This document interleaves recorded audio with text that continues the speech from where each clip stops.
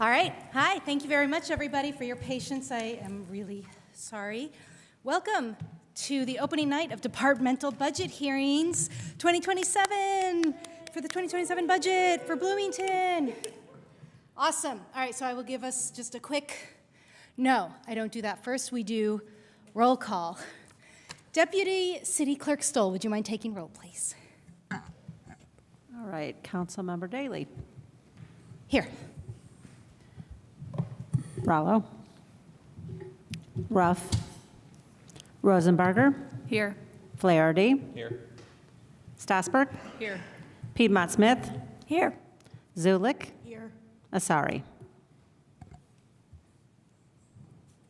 All right, thank you very much. So just a quick overview of our agenda for this evening, Monday, August 17th. We have a few presentations on deck. We're going to start with an introduction by the Office of the Mayor, followed by an introduction by Controller Jeff McKim. And then we will hear from the Fire Department, and then the presentation from the Police Department and Dispatch, followed by a presentation from Community and Family Resources Development, and then finally, closing out the evening, Housing and Neighborhood Development, also known as HAND, will be presenting their 2027 budget. So with that out of the way, we will now move on to the presentations. So I welcome Mayor Thompson up to the podium. Thank you very much. You have 10 minutes. Thanks. And thanks for starting the budget hearings with joy. It's awesome. My administration is proud to present the City of Bloomington budget proposal for 2027. Our total budget for this year is proposed at $165 million, and it cuts our combined operating and ED lit deficit by more than half this year, a total reduction from the 2024 budget with which this administration began of more than $10.5 million. While funding is just one of the tools that we use to get things done, the budget of a city speaks to its vision and what we truly hope to accomplish together. Our vision of a safe and welcoming Bloomington,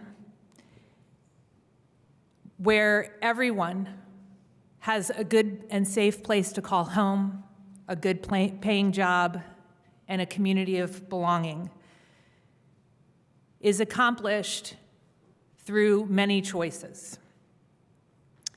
Together with the council and our city residents, we share many priorities and goals for improving our city.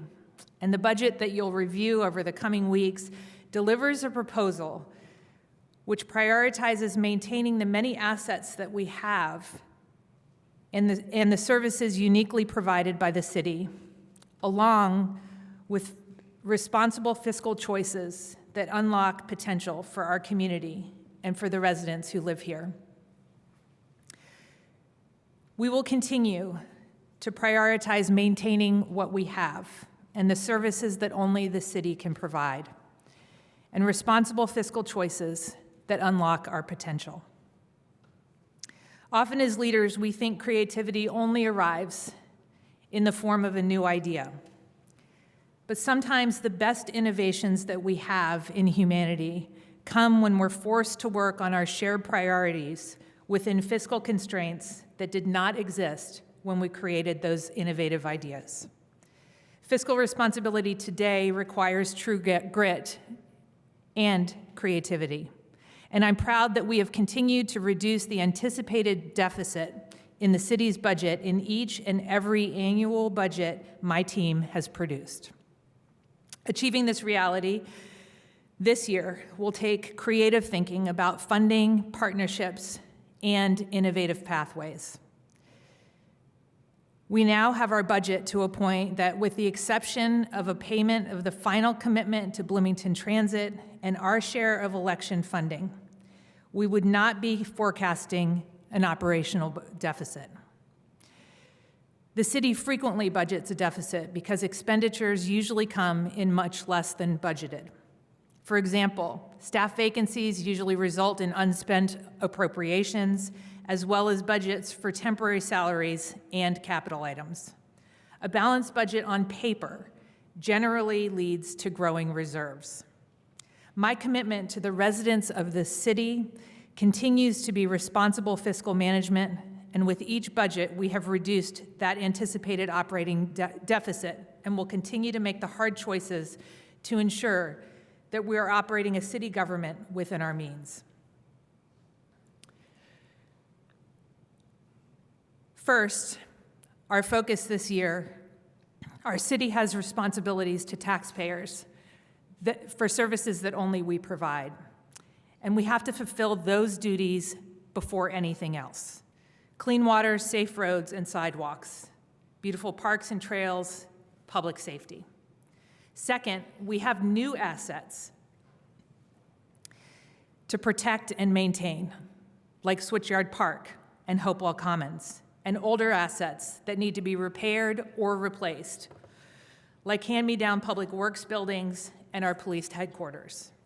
The controller and our financial advisors have outlined a path forward for funding critical infrastructure in these areas. Third, when we prioritize our root cause issues, housing, homelessness, wage growth, and public safety, we create lasting, transformative change. Each choice comes with trade-offs, and our first priority must be fixing what's broken and filling gaps. If the city at this stage were a house, we would still be, or be back in the stage of investing in plumbing and electrical repairs and HVAC before we can think about decorating. I want to talk for a minute about outcomes-based budgeting and where we are with that. A priority describes, of course, what we value. An outcome describes how we measure our success in living up to that value. In the 2025 budget, we started exploring how we could move toward an outcomes-based budget to make our desired priorities and outcomes transparent. With a new controller and the many phases of implementing the broken financial system, we have found that that financial system is simply inadequate to provide the data that we need to produce a true outcomes-based budget. We've planned for a new financial system in 2027 for many reasons. And once we've implemented that, we can continue the conversation around budgeting practices. In the meantime, Council shared a list of their priorities with us this spring. And with the Controller's Office, we examined that list to define areas of shared priority that are within the wheelhouse of municipal government. Those that have measurable spending and could potentially have measurable outcomes. There's lots of good news. Council, the administration, and residents share many of the same priorities. And together, we're working diligently in all of these areas, as you see reflected in the budget proposal before you. We will be working on asset preservation, transportation and safe streets for all, climate, economic development, homelessness solutions and diversion, public safety, including alternative response, and of course, housing. While we know that we won't be able to implement our ideal solutions or do everything we would like to do this year, I am committed to making just the promises that we can keep and no more, and focusing on incremental improvement in the areas where we are unable to fund dramatic impact. I am tremendously grateful for your consideration of this budget. And as we know, as SEA 1 rolls out and we continue to face decreasing income, we can and will achieve a Bloomington that meets our vision. And together, in collaboration, I think that we can achieve some tremendous things in the coming year. I'm happy to answer your questions. All right, thank you very much. Does anybody have any questions at this time? Councilmember Piedmont Smith. So my question is about process. So, I mean, I submitted a couple of general questions on the spreadsheet that has been shared with the public? Am I supposed to ask those now as well, or is that going to be answered in writing, or is it up to me? You're welcome to ask them now as well. We've been working diligently on that spreadsheet, answering the things that we're able to answer within the time that we've had so far. And we'll continue to work on them. All right, so I'll go ahead and ask. So in the absence of data-driven, outcome-based budgeting, is your administration at least discussing the budget internally within the paradigm of how does this expense help us meet our common goals? I see the department heads' memos do refer back to the list of shared council and mayor goals that you had just had on the screen. But did they consider each position, program, or other major expenditure in this context of how does this expense help us meet our goals? So the priorities were taken very seriously, not only by the administration, but by each department head. And they have targeted their spending to meet those priorities. So you can expect to see impact in those priorities. And we've made, obviously, we have really produced a budget where we have had to be lean.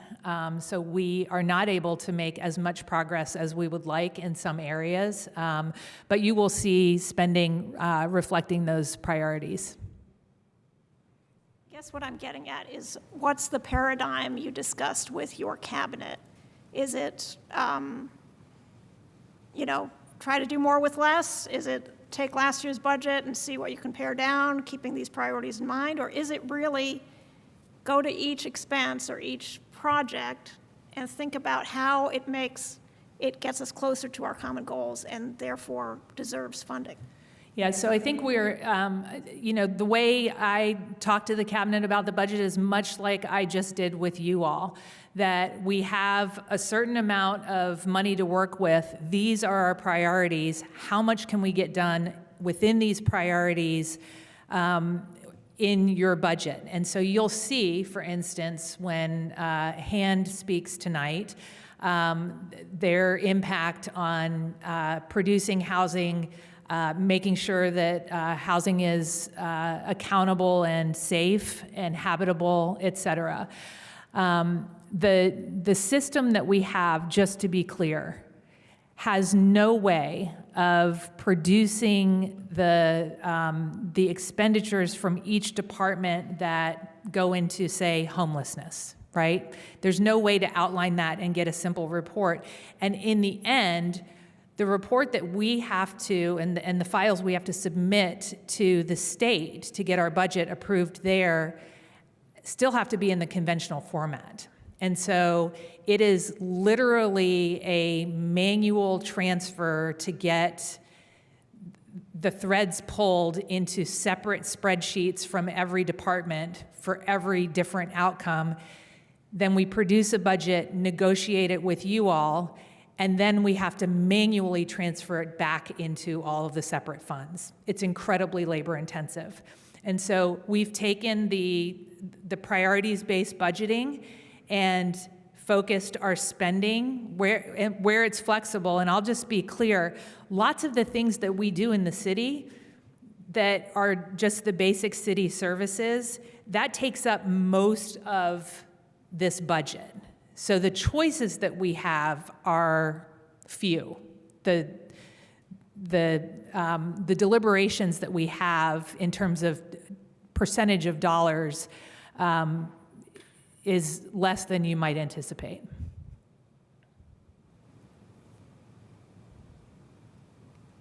Any other questions? Councilmember Stossberg and then Councilmember Zulik after. Thank you. So in your memo, one of the things that you wrote under the every dollar comes with trade-offs and questions starting with, and then you have a list. And you kind of referred to it a little bit in your in one of the slides as well. One of those, the last one states, does this spending serve an area of greatest need, something that is in poor condition, missing, or due for replacement, or does it improve on something that is already good? And I know that I've heard this as kind of like a sort of debate before in terms of, the trade-offs of like trying to take a D or an F and get it up to a C or a B versus taking a C and getting up to an A in terms of like, how do we because those are kind of two different approaches, right, to improve different pieces of infrastructure especially. So I guess what I'm asking here is I feel like that statement kind of raises this question of like, which one of these do we prioritize? And I'm not totally sure that you really answered that question with your presentation. So I guess I just want to hear your perspective on that answer, on that kind of philosophical concept there of Fs to Cs or Cs to As. I think it entirely depends on what we're talking about. If we're talking about a core city service, we can't be at an F, and frankly, we can't even be at a C. We need to be at a B plus or higher, and always striving for an A. Then there are things that I think we're doing moderately well, and if we had extra money, would we like to get them from a C to an A? Sure, absolutely we would. And I've talked to several of you about the various plans that we have in place that have, we intend to implement this by X date, but many of those plans are not tied to funding. And so we have to consider when we're looking at something that's a C, can we even meet the plan here? And what are we sacrificing to meet the plan? And other things that are at Cs can, need to be lifted to an A. So I would say entirely depends. If there's something we're not doing yet and it's not essential, we won't be picking it up this year. So as a follow-up, I just heard you say that core city services need to be a B plus or higher, and I guess I'm going to ask again, like what you consider core city services. Yeah, so I think I defined 'cause- those in my opening remarks. So those are obviously water, sewer, public safety are all core city services. We have to have clean drinking water. We have to be able to flush our toilets and have it disposed of in a sanitary way. And if I could finish what I was going to say, one of the places where that debate has been especially vibrant, you can say, is in transportation planning and the idea of streets and their street design.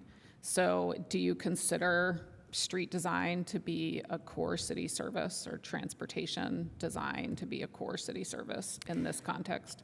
I think our responsibility to provide transportation infrastructure is a core city service. And I think we have worked really hard to get Safe Streets for All implemented, and we continue to prioritize that in the budget. That's all right now. Thank you. Thank you, Councilmember Zulik. Thank you, and thank you, Mayor Thompson, for your presentation and being here tonight. I thought I heard you say in your presentation that we're instituting a new financial system next year. It's in the budget to purchase a new financial system, so you'll hear more about that Okay, fabulous. when the controller speaks to you. Okay, in that case, I will hold my next question for the controller. Thank you. All right, thank you. Any other questions from council members? Nope. Going once? All right. Thank you very much, Thanks. Mayor Thompson. And next, we have an introduction from the city controller. You may step right up to the podium, introduce yourself, and you have, I believe, 10 minutes also. 15 minutes. I said there's no, even 15 with minutes. 15, I'm so sorry to probably gonna scare have to cut Sorry. back, but I'm so sorry. Oh, sorry. I thought those were all mixed up together. I apologize. Apparently, I skipped over the next part of councilmember comments. Yeah? Is that what you're telling me that? Yeah, well, I was asking if we were going to have council member comment, because I did have a comment that was definitely not a question. Okay, sorry. I didn't realize I'm confused since we are not doing public comment. Okay. I thought it was just questions and comments all in one. So go ahead. If you, I Okay, apologize. I didn't know that Pause we one weren't doing moment. public comment either. Okay. Councilmember Flaherty, did you have something on this Just end? as a point of order, we've, I believe, in recent years, made a motion to structure the format of debate for the duration of the budget hearings, which we did not do at the beginning of this meeting. I would say until then, we're kind of at the chair's discretion. I'm happy to try to identify a prior motion if we might want to use that for a template for how to structure from here. I'm happy to entertain a motion.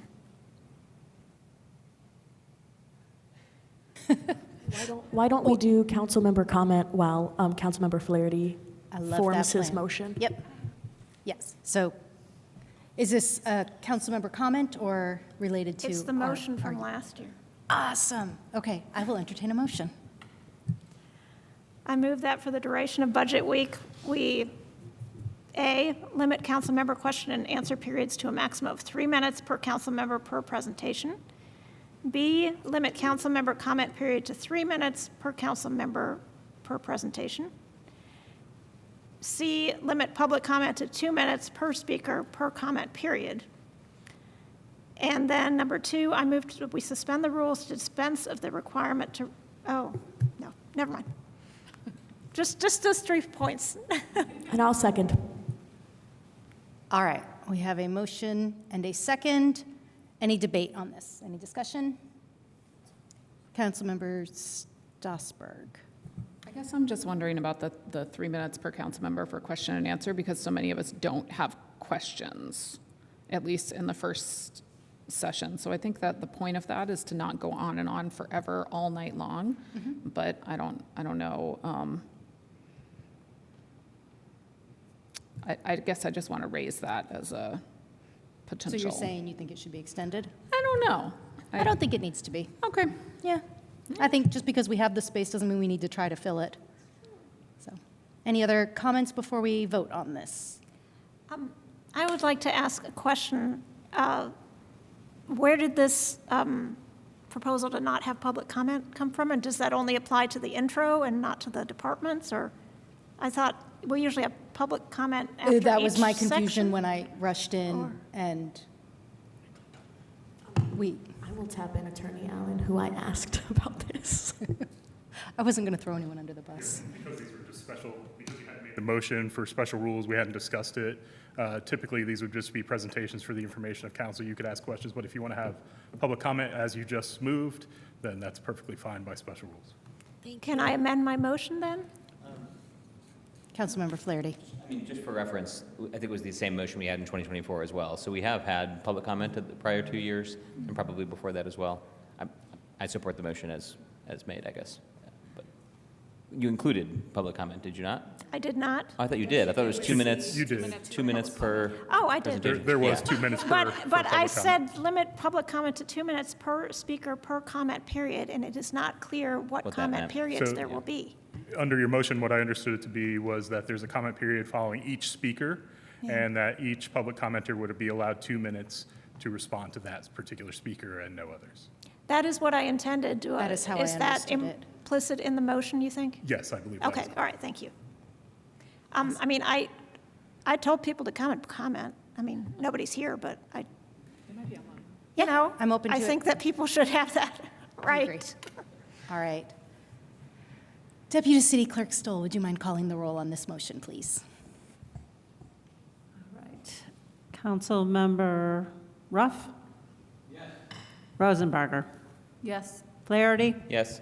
Strasburg? Yes. Piedmont Smith? Yes, Zulik? Yes. And Daley. Yes.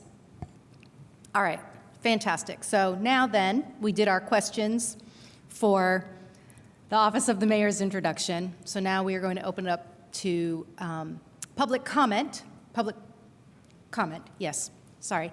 And my deepest apologies, especially to Controller Kim for calling you up and then putting you on standby. So, McKim, sorry. All right, this is what happens when I'm flustered and I'm rushing in late for the meeting. Any public commenters in the chambers or online? There's no one online. All right, super. We have no takers. So now we will move to council member comment. Councilmember Strasburg. Thank you. I just want to make a quick comment on outcome-based budgeting. And I can appreciate, having been related with like the ad hoc, the temporary fiscal committee or the special fiscal committee over the last couple of years in terms of the complexity around software with this and like pulling out all of those individual numbers. And I have really understood that, but I also think that there is a potential parallel process of actually identifying the priority outcomes that we have, and that can be done, potentially even figuring out ways to measure those outcomes without necessarily having to have all of that software done. And I guess that I would appreciate it if we could kind of move in that direction of starting to think about what outcomes do we want to see in our city, and even if we can't, nail down to the dollar exactly what we're spending on those outcomes, I think that we can make some inroads into whether or not we are meeting those goals. And so I guess I would hope that we move in that direction, because it's kind of disappointing that this seems pretty wiped clean of that. Thanks.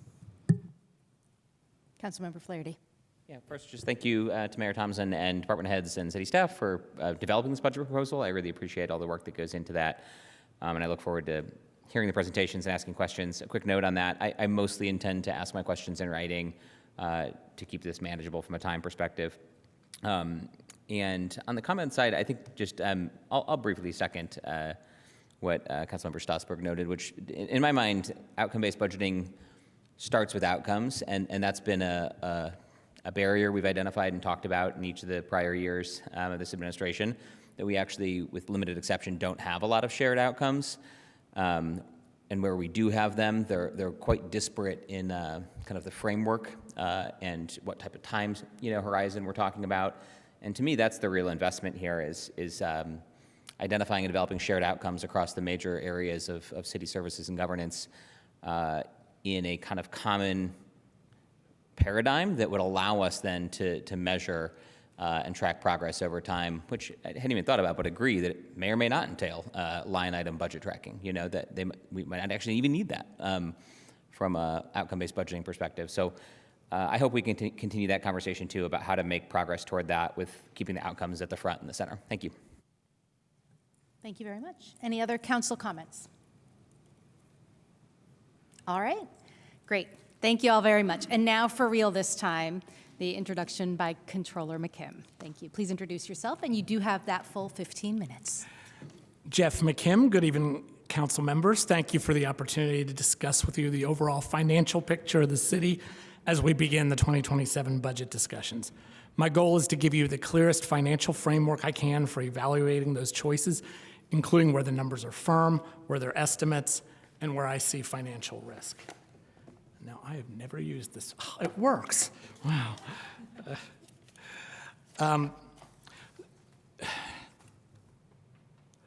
So during this budget process, you'll be considering a budget proposal for around 38 different funds. Some are very general in use, such as the general fund and ED Lit. Some are very limited and specific. I know one question that has emerged is, why these funds and why not others? If you look at the city's annual financial report, for example, you will see over 100 funds, and that doesn't even include those associated with utilities. However, by statute, there are only certain funds that you appropriate as part of the annual budget process. Some of the others are very specialized, and some may not be actively used. Some are associated with grants, some are associated with TIF districts and the Redevelopment Commission, which you don't budget for, and some are old bond funds or even current bond project funds that you've already appropriated. So today, I provided you through the spreadsheet with questions with a list of all of the funds that appear in the 2027 budget proposal, including a brief description of each fund. Even of the 38 or so that you're being asked to approve a budget for, there's some that focus on more than others because they involve a larger and more complex decision space. That is the need and ability to trade off between multiple priorities. As you know, the 2027 budget proposal includes a $5.4 million budgeted deficit in the general fund, which is less than the budgeted deficits that you've approved in 2024, 25, and 26. But I actually think it is most useful to look at the general fund and the ED Lit funds together. Why? First, because many expenses have been moved between these funds, and so you can compare like with like. And then also because they are essentially identical in how they're allowed to be spent. These two funds together essentially represent the majority, not all, but the majority of the decision space that you have with respect to the general operations of city government. And so if we add up general and ED Lit, we wind up with, in 2027, a proposed general and ED Lit budget together with a deficit of $4.8 million. We've seen some additional and increased expenses in the 2027 budget proposal, and we'll talk about them in a few minutes. We are also moving some more expenses from the general fund to ED Lit. This moving simply serves to balance out the revenue and expenses of the two funds. It doesn't represent any new expenses or savings either, and I'll talk about these moves shortly. As with past budgets, we have seen a budgeted deficit in these key operational funds. The city has historically spent less than its full appropriation, and the proposed year-end fund balances mostly remain substantial. However, I do want to acknowledge the rising costs of fully funding what we already have, with limited revenue coming in and few opportunities for revenue growth. I do want to emphasize a point that I made in my component of the budget memo as well, that while the expenditure proposals being discussed are very specific, the revenue numbers may and will change before the budget is passed. There are best guesses based on the information we have, and of course, even though the revenue projections will become part of the record when the budget is passed, the actual revenue could come in at or below or above the projected revenue. Many of the important revenue numbers are not even known before the budget book was produced. For example, the final lit numbers for 2027, the PSAP distribution from the county for dispatch, and the circuit breaker tax cap estimates from the state. Some depend heavily on future events that we don't have a lot of control over, such as interest income. And I mention that just to say that throughout the process, while the budgeted expenditure numbers will only change through this process if we together agree they will, the revenue numbers will continue to change as we get new information, as I have opportunities to further analyze particular projections, et cetera. Based on questions that I've received from council members already, as well as information that's already been received, I'll be releasing some additional data tables over the next week. Those tables will include information like current and projected fund balances for each of the funds that make up the budget proposal, updated reserves projections, and the actual budget expenditures to date. Some of that information is already presented to the fiscal committee, but I'm hearing that all council members would appreciate that information. And actually, my first cut at that was released today on that spreadsheet. I want to talk for a few minutes about some of the larger scale changes in the operating budget from 2026 to 2027.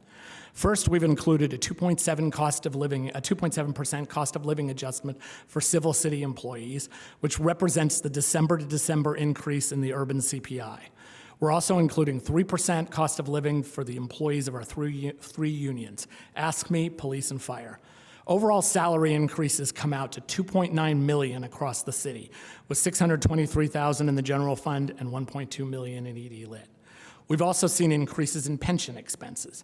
For civil city employees, the PERF contribution rate remains at 14.2%, so the only increases are driven by the additional salaries.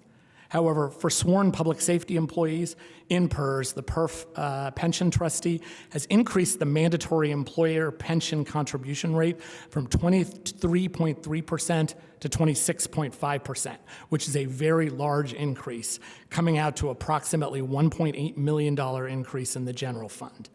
Note that these increased PERF contribution rates do not mean that the police officers and firefighters will actually get additional retirement compensation. It just means that their pensions will continue not to be underfunded. We, like every other employer, are also seeing increases in healthcare insurance costs. This budget includes the preliminary increase of 9% that we were given from our insurer, the AIM Medical Trust. This increase totaled $876,000 citywide, with $390,000 in the general fund and $216,000 in the ED Lit fund. The budget book was prepared using the preliminary 9% increase. We have since received the final figure as 5.8%, and I have not yet revised the appropriation because the allocation of that increase between city and employees has not yet been finalized. Before advertising the budget, we'll update that number once the decision is resolved. This budget also includes $650,000 for the city's portion of the 2027 municipal election. This is a mandatory expense that only occurs every 4 years and is paid out of the public works budget in the general fund. We're also seeing the restoration of the streets contribution to the Fleet Maintenance Fund, which is split between MVH and Cumulative Capital Development. Sorry, I'm going to try to move fast through this because I've got a lot. We're proposing several critical capital investments in maintaining our assets through a 2026 general obligation bond. I'll talk a little bit about that shortly. Several expenses were shifted from the general fund to ED Lit. In particular, those included $500,000 transfer to alternative transportation, $500,000 to Jack Hopkins, $202,000 to the vehicle replacement fund, and $1.6 million to sanitation. The personnel from CFRD were also shifted to ED Lit in the amount of $1.3 million. And I want to be very clear about these transfers because I don't want the presentation of the funds to obscure the underlying spending. Moving an expenditure from general to ED Lit does not reduce total city spending. That's precisely why I like talking about the general fund and ED Lit together when discussing the overall operating budget. And then finally, there's still some uncertainty in our revenue numbers. We've received more information on property taxes, including the projected circuit breaker impacts, which I'll talk about in a moment. We've also received partial information about income tax. We know that the overall countywide lit has increased by 5.38%, which is a respectable growth rate, but not as high as we'd like to see in the community. What we don't have yet, though, are the state distributions to all of the individual taxing units.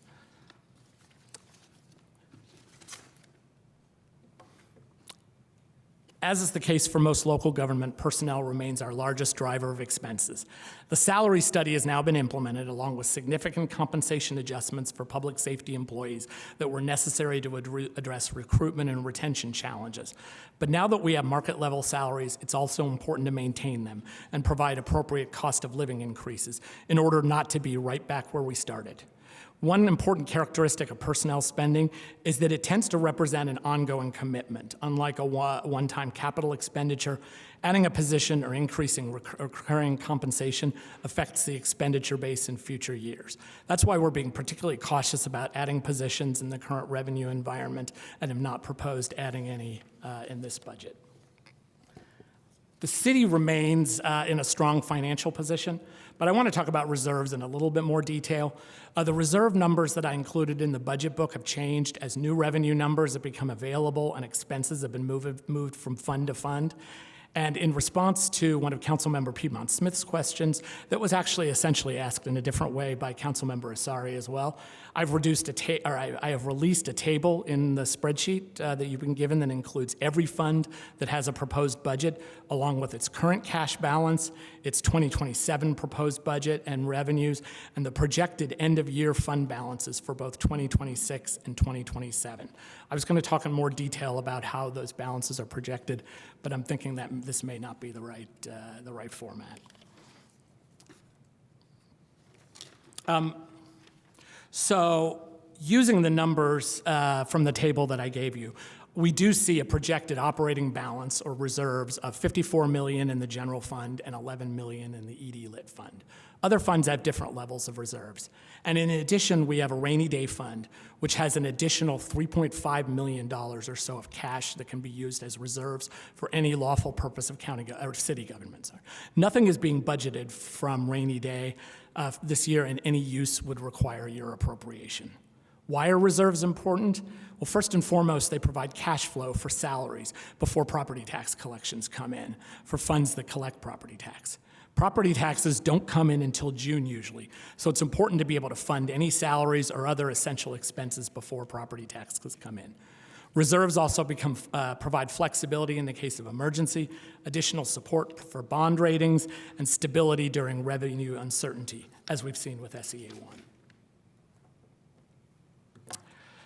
So I don't think any of you are unaware of the challenges that lie ahead from SEA1, Senate Enrolled Act 1. First, on the property tax side, we'll continue to see decreases in our net assessed value due to new deductions from SEA1. Just last week, after the budget book had been produced, we received our new net assessed value numbers for 2027. What we see is a reduction of $142 million in net assessed value in 2027 for the city of Bloomington.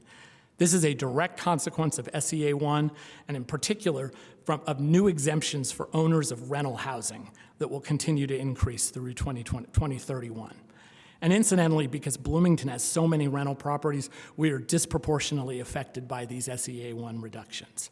And there's going to be a couple of follow-on effects from this loss of AV.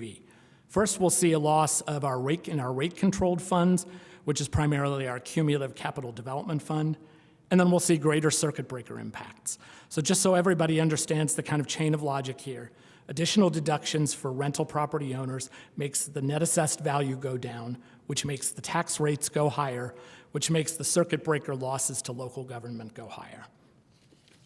And we have just received our estimates for circuit breaker losses for 2027 this past Friday as well. We expect to see about $1.3 million in circuit breaker losses across all city funds. This is an increase of about $87,000 from last year. And the big SEA1 hit came the year before, where we saw a 626% increase, or over $1 million in additional circuit breaker losses. But the important thing to know is that these losses are permanent, a permanent lower reset of our property tax revenues that will continue to get worse as the deductions for rental properties grow through 2031. One of the things we've done as part of this budget is develop the first iteration of a more comprehensive capital improvement plan. That plan will continue to evolve, but it gives us a much better framework for identifying our capital needs and planning for them over multiple years, rather than addressing them 1 year at a time.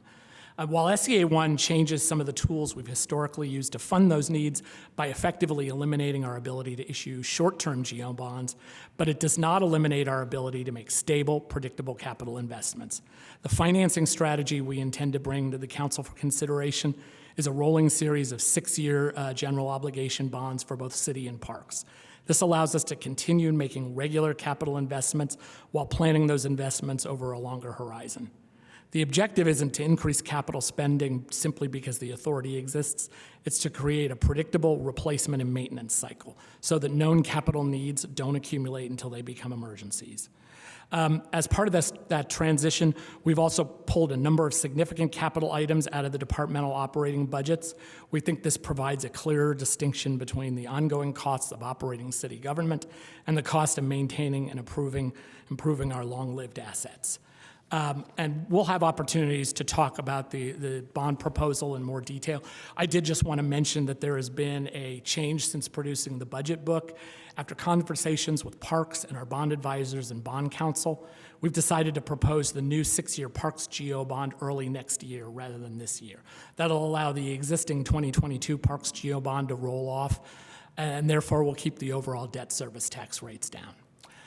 So it looks like I've run out of time, but thank you very much for listening. I'm happy to answer what questions I can here, and I will also be here throughout these budget discussions in case, because undoubtedly there will be fiscal questions that come up with respect to other departmental budgets.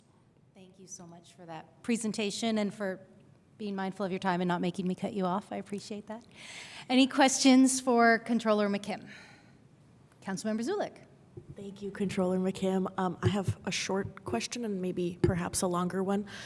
Are the exemptions for rental properties for both long-term rentals and short-term rentals like Airbnbs? Is there any difference in the two? So the way the tax nerds talk about it is they are those properties that are subject to the 2% circuit breaker cap. So what it means is that they are residential that are not that do not have a homestead exemption with it. So if you had a short-term rental in which you rented your own basement in your house, and you still had the homestead deduction on your property, then that would not be increasing here. But in general, yes, non-homestead residential properties are what we're talking about.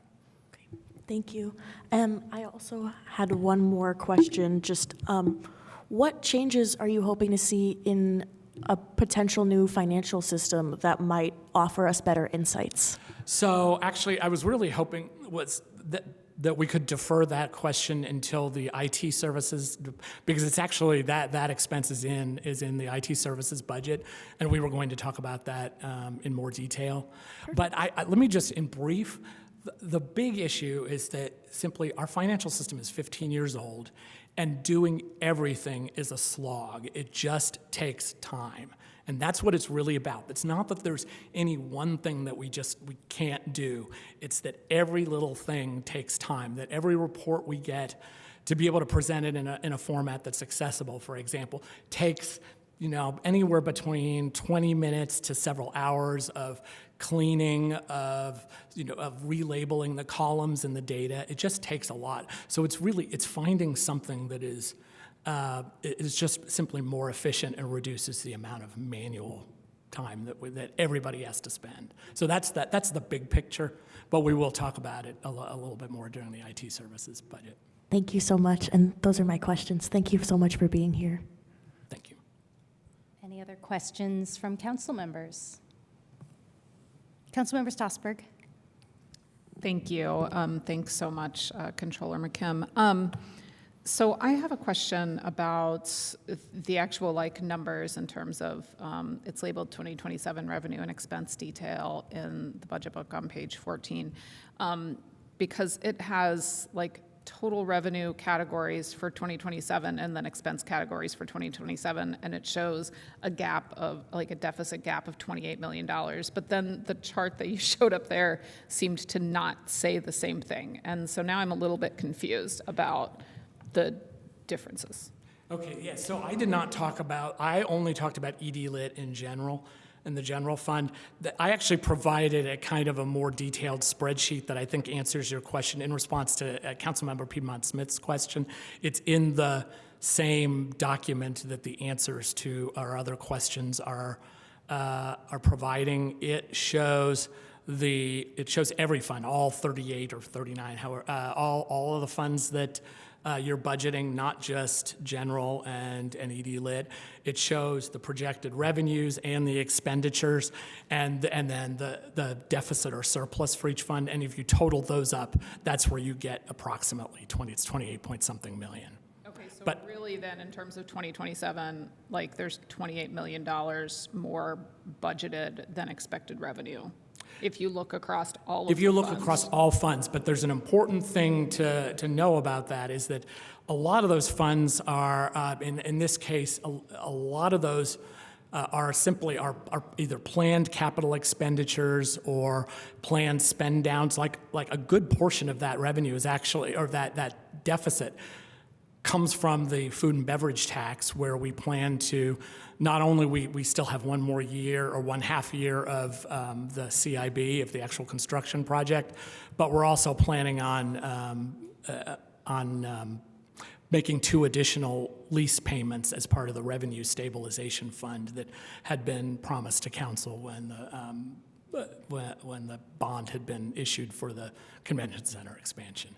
But I would encourage you to look at that spreadsheet first and see if that answers the questions you have. And if it doesn't, I'm more than happy to add additional information. I think that it does, because I was like, why is the 2027 proposed budget then only $5 million in deficit? Yeah, that's general and ED Lit. Yeah, in my last 20 seconds, do you have any idea, a projection on the actual 2026 deficit or surplus that we're going to end up in? I mean, I know it's just a projection right now, but yes. So that was actually part of the part I skipped in my presentation. So you give me the opportunity to answer it. I mean, yes, sort of, and actually it is in that spreadsheet, but I'm using the state standard methodology for projecting the end of the year balance, which is basically you take the June 30th, 2026 actual balance, and then you add in all anticipated revenues for the rest of the year based on what you projected originally when the budget was passed, and then you add you subtract all unspent appropriations. And that's a really crude way of doing a projection, and in particular, it's particularly inaccurate when it comes to salaries, where there are often reversions in salaries, because anytime you have a vacancy or a senior person who retires and is replaced by a more junior person, you wind up with appropriations. So I think given a little extra time, which I just have not had this last week. I would like to do a more detailed projection for the general fund. It's one of those things that you can't do mechanically. Like I can't just run a report and I have to actually look at what the expenses are. I may have to talk to some department heads, but it is definitely very much on my radar. And I think we can do it in a much better job than the kind of mechanical state sanctioned projection method is. Thanks. I'll go ahead and follow that up then in writing, so then it can get part of that. Thanks. Any other council questions for Controller McKim? All right, awesome. We will move to public comment now. Thank you. Anybody online or anybody in the room who would like to make comment, let us know. We have one person online with a hand raised. All right, super. Thank you very much. You can take yourself off mute, state your name, and you have 2 minutes for comment, please. Yes, Kevin Keel, can you hear me? We can. All right, I wanted to thank the council members who have expended considerable effort submitting written questions concerning the proposed 2027 budget. I've expressed concerns at the Fiscal Committee about how difficult the budget document is for members of the public to digest. After reviewing these questions, I was impressed by both their breadth and consistent approach behind them. They also reinforce a concern that I've developed myself. The city provides a great deal of financial information, but it can be extremely difficult to assemble that information into a clear picture of the city's overall financial condition, financial trends, and what the taxpayers are receiving for the resources that are being appropriated. I also appreciate that many questions focus on performance indicators rather than simpler activities. What is the objective? What does it cost?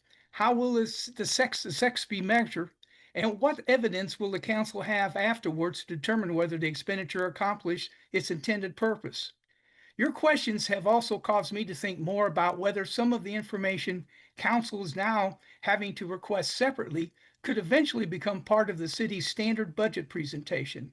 That would, in my view, help move the needle towards a more public-friendly budget document. I recognize the amount of work that must have gone into developing these questions and wanted you to know as a citizen following this process, I appreciate the level of financial and operational scrutiny these questions are bringing to the budget hearing. Thank you so much. And I haven't got time left over, but that's it. Super. Thank you very much for those comments. Anybody else online or in chambers who would like to make public comment? We're all good? All right. Yeah, thank you very much. All right, back to council for comments. Any last comments before we keep moving on? Councilmember Piedmont Smith. Yeah, I just was looking at the budget a little bit in a historical context. I was thinking back to previous administrations and previous budgets that I'd voted yes on. And it's interesting to me, so in the 2017 budget proposal 10 years ago, 49% of revenues in the general fund came from property taxes. And this year, it's only 31%. And then in local income tax revenues in 2017, it was 32.7% of the general fund. And this proposal is 33.6%. So I think we see that there are more other revenues now other than property tax and lit. And of course, in 2022, we passed a new ED lit, which just didn't exist in 2017. So anyway, as a student of history, it's just interesting to see these trends. So I want to share that. Thank you. Councilmember Flaherty and then Councilmember Stossberg. Thanks. Just, briefly on the history vein as well. When we considered and passed an ED lit, which was required action of the I forget, local, the name's escaping me, the shared body across the fiscal units of the county, the city, Ellettsville and Steinsville, I believe.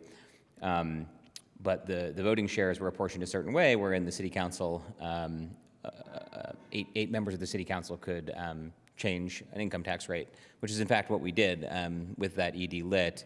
I heard at times support for their revenues and what we could do with them from the county colleagues that we have, but did not enjoy their support in the votes itself. That's all just history. I'm bringing it up because when we passed that ED Lit, it was, of course, for all new things. It was, by definition, doing things that we had not been doing previously just 4 years ago.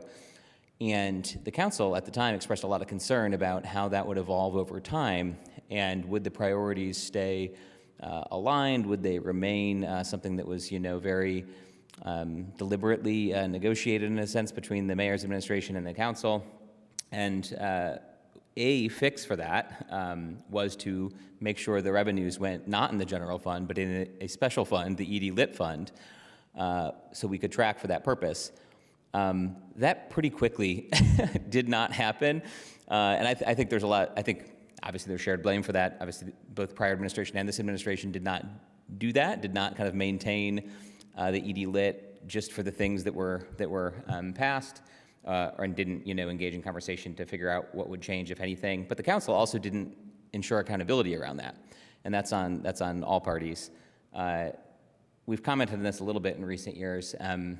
Budget hearings, and we're so far removed with the exception of any obligations that were set in stone, like commitments to transit over a certain period. I think we're so far removed from what the initial kind of proposal and the new things that we were going to do and invest in that really needed investment, and the council believed, almost everybody I think, that we needed that investment. We're just very far from what that looked like, and I think that complicates the picture quite a bit for how we think about those revenues, how we think about where there are potentials for savings in the overall budget, because once it all gets blended, it all just becomes functionally kind of a general fund with two names. So that's a challenge for all of us to puzzle over. Wanted to share that context as well. Thanks. Thank you. Councilmember Strasburg? Thank you so much.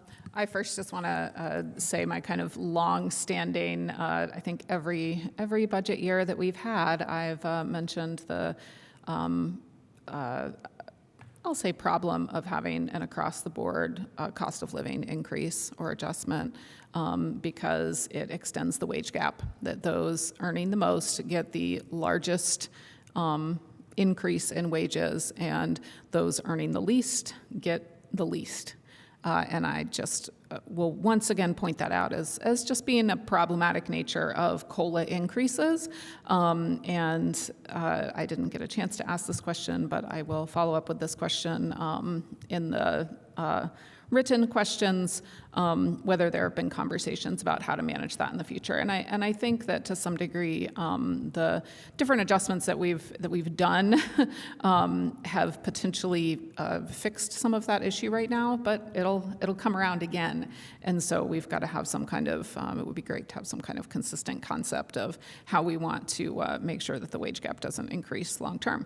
And then for the rest of my comment period, I just want to highlight something that Controller McKim said that I think is really important, that we talked about in fiscal committee, the last fiscal committee, and that is the $142 million drop in assessed value because of the state's change in property taxes, because they are giving larger property tax benefits to rental properties, and we have a lot of rental properties. So if you're a renter out there and your rent actually decreases because the property tax that your landlord is paying decreases, let me know, because I think that would be pretty much a miracle. And what it's going to actually in effect do is it's going to put more money in the pockets of landlords, and the bigger landlords are going to get even more money in their pockets.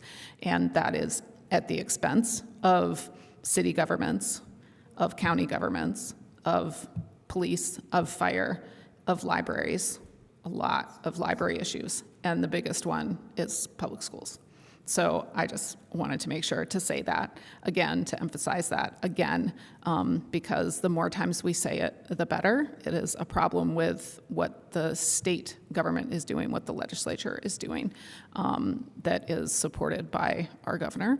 And the more voices maybe in their ears and the more votes against that kind of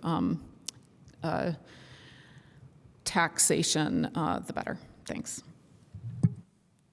Thank you. Any other council comments? All right, I see none, so thank you very much. We will now move on to presentations from the fire department. So you may come to the podium. Please state your name for us. We know who you are, but state your name, and you have 15 minutes. Thank you. Roger Kerr, Chief of the Fire Department. Thank you for letting me present the 2027 budget.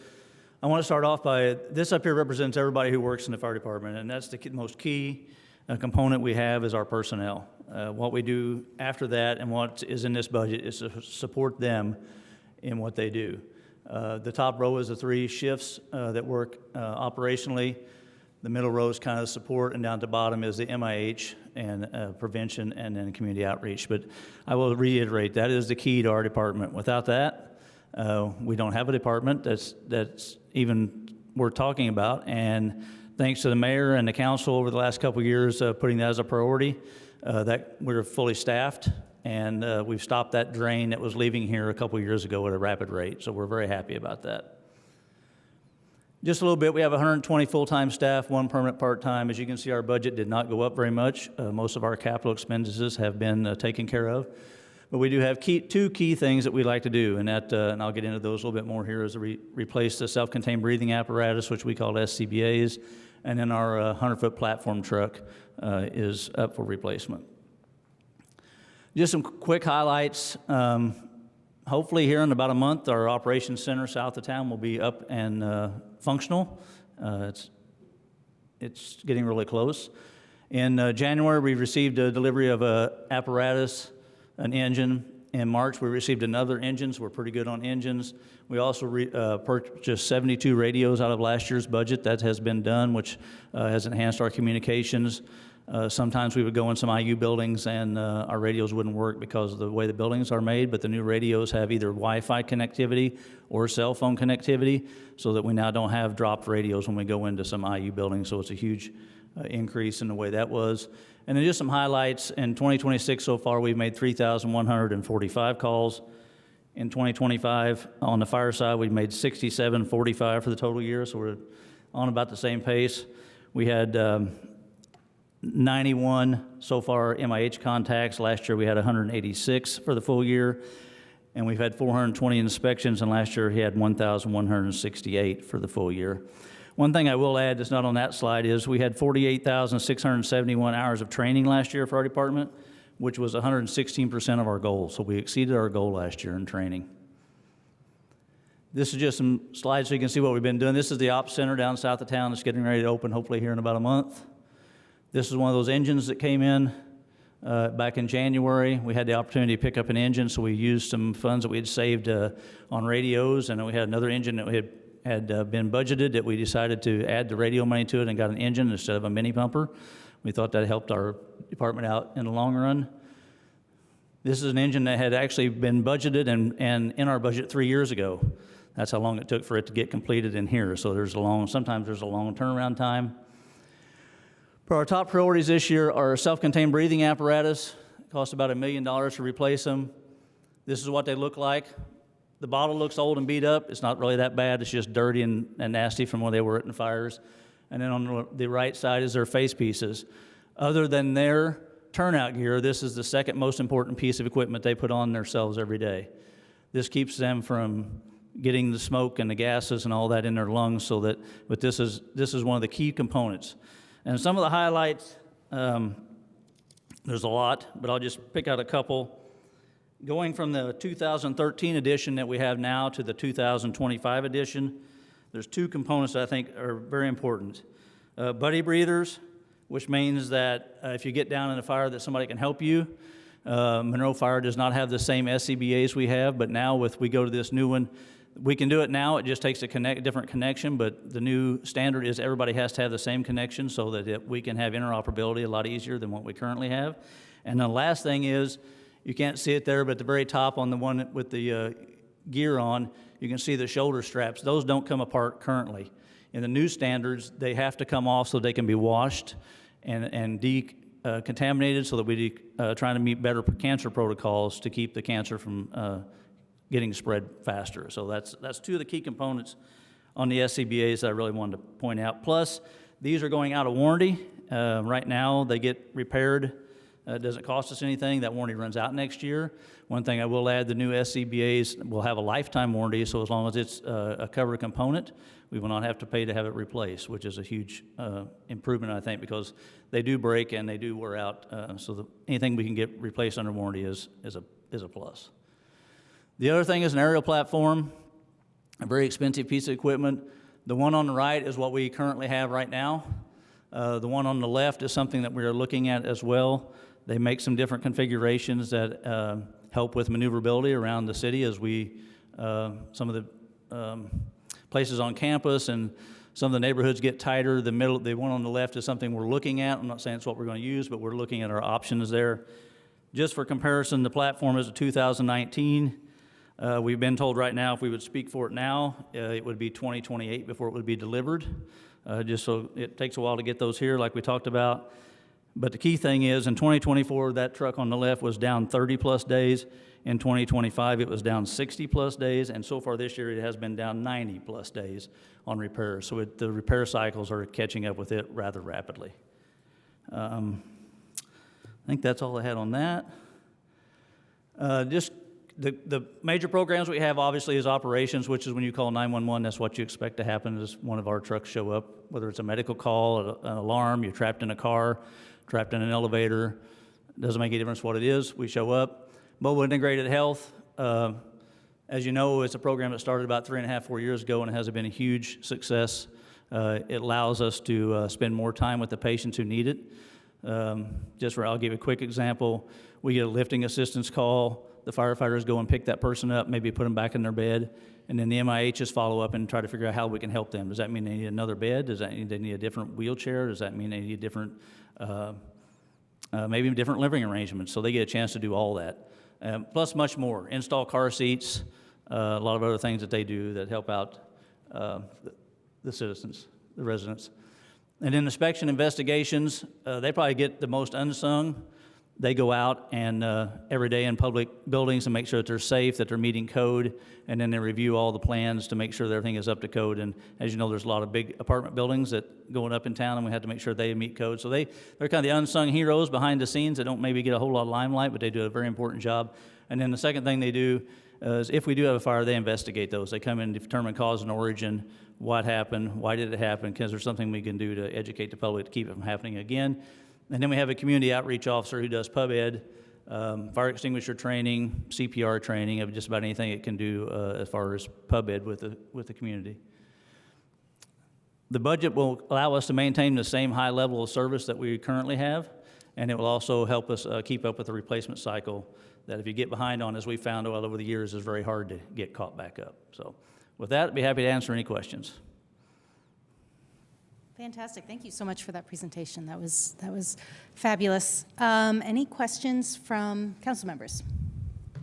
Councilmember Stossberg. Hi, thank you so much. I just have a couple of little questions. So first, you mentioned radios and that the radios are on Wi-Fi or cellular network. What if the cellular network goes down? Well, first off, they start off there's the radio towers that the state have. That's actually how they work off of it, just like a regular radio. It's called 800 megahertz system. What that does, if for some reason they can't receive that signal from the radio towers, then they convert to a Wi-Fi if that building has it. Then lastly, if you're out someplace, let's say away from that, and the Wi-Fi is not there, and the radio tower is not there, if they can get a cell signal, then they can use that. So it's kind of redundancy built into the radio to keep us from having dead spots. Great, thank you. I think it was the first part of that I was like, wait a minute. Sure. I missed the first part. And the second question that I have about the replacement aerial platform that was $2.5 million, you said likely funded via bonding. So is that $2.5 million somewhere in the budget already or not? I'll let Controller McKim answer that question. Okay. Thank you very much. It is not in the budget. It is in the proposed 2026 GEO bond that I mentioned that we will be bringing to you for later in the year, or well, actually in September, so very soon. But it is part of that proposal. Okay, great, thank you. And then the last question I have, I'm just wondering whether all of your positions are filled except for that MIH program manager? Yes, we are full, everybody is full except for the MIH program manager, which just came open on Friday. And so it's been open a couple days, but we've already had, I think, 6 or 7 applicants, and it's open till the end of the month. All right, great, excellent, thank you. Thank you. Thank you for your presentation. I had a follow-up from the comments from Controller McKim that did answer a question I had, which was how we anticipate the bond to be supported. And I was curious, I guess, why not PS Lit as the revenue source to pay for the bond that's anticipated? If I'm understanding that correctly, I think the GEO bond would not tap the PS Lit funds. Is that correct? And tell me more about the rationale, please. The problem with PS Lit is just that there's not enough money. If you look, that's already budgeted in deficit right now, and there just isn't enough revenue now to be able to support an expense like that. Okay, so I think when the PS Lit was adopted, its intent was to cover capital expenses on the public safety front, but I'm hearing now that it's not adequate for current capital needs. Is that right? That's correct. And is it possible to change the PS Lit, or is that not possible? Yeah, actually, you still do have a little bit of time for a that you window. could, yeah, a little bit of a window that you could raise it. And actually, I think you ought to seriously consider it specifically for dispatch as well, and that may come up during the police presentation. But yes, there is a window that you could raise it. How would that factor into something like this if the window for it continuing to exist as such is short for the purpose of bonding, say? Like would we not be able to bond against an increased rate because the increase is short-lived pending other state changes? Oh, I see what you're saying. No, there is no way we could bond against the PS Lit at this point because it won't exist in a couple of years. So no, the bond that we're talking about here is a general obligation bond. So it would have a property tax rate associated with it. But yeah, right now, there's essentially no option to bond against lit just because there's so much uncertainty associated with all of the forms of lit. Okay, and I assume all existing bond repayment obligations through those lits will then just be become general obligations of the city, or like automatically covered as the first things in any updated lit, like integrated lit? So we only have one, which is right now, which is the public. I think you guys call it the public safety bond. That's the only one in which lit revenue is pledged. But that's actually what's known as a general revenue bond, which means that it doesn't come with a separate tax rate, so it doesn't get additional revenue to pay, but we are essentially required to pledge any available revenue to pay it off. Okay. So yeah, essentially. Yeah, backstop. Yeah. Okay, thank you. Thanks. Thank you. Councilmember Rallo. Thank you, Chief Kerr. Could you give us a status of the proposed fire station on Tap Road that is at the Summit Development? Sure. We have started internally the process to determine, what kind of station we would need, how many people, what kind of apparatus, and then like a plan to put it in over a 3 or 4 year, 5 year phase-in plan. So we have started that internal process to figure that out. So the land's provided by Summit Development, and are we going to bond for this fire station? Does it come from TIF funds? How will it be financed? That'd be another controller question. Controller McKim? That has not been determined yet. I mean, the Redevelopment Commission has certainly discussed the topic, but not in a lot of detail, just because there's a lot of other things that come first in getting the summit program going. But yeah, that everybody is aware that there is this long-term need for a new fire station. Yeah, it was in the 2002 Growth Policies Plan, believe it or not. And I just wonder, do you have a time horizon? Like when might this occur? Next year, the following year? I really don't. It definitely won't be in the next couple of years. I mean, my understanding, and I know that I have not been central to those discussions, but my understanding in your discussions with legal, that there's a fair amount of time before it's actually needed, so. Okay, thank you.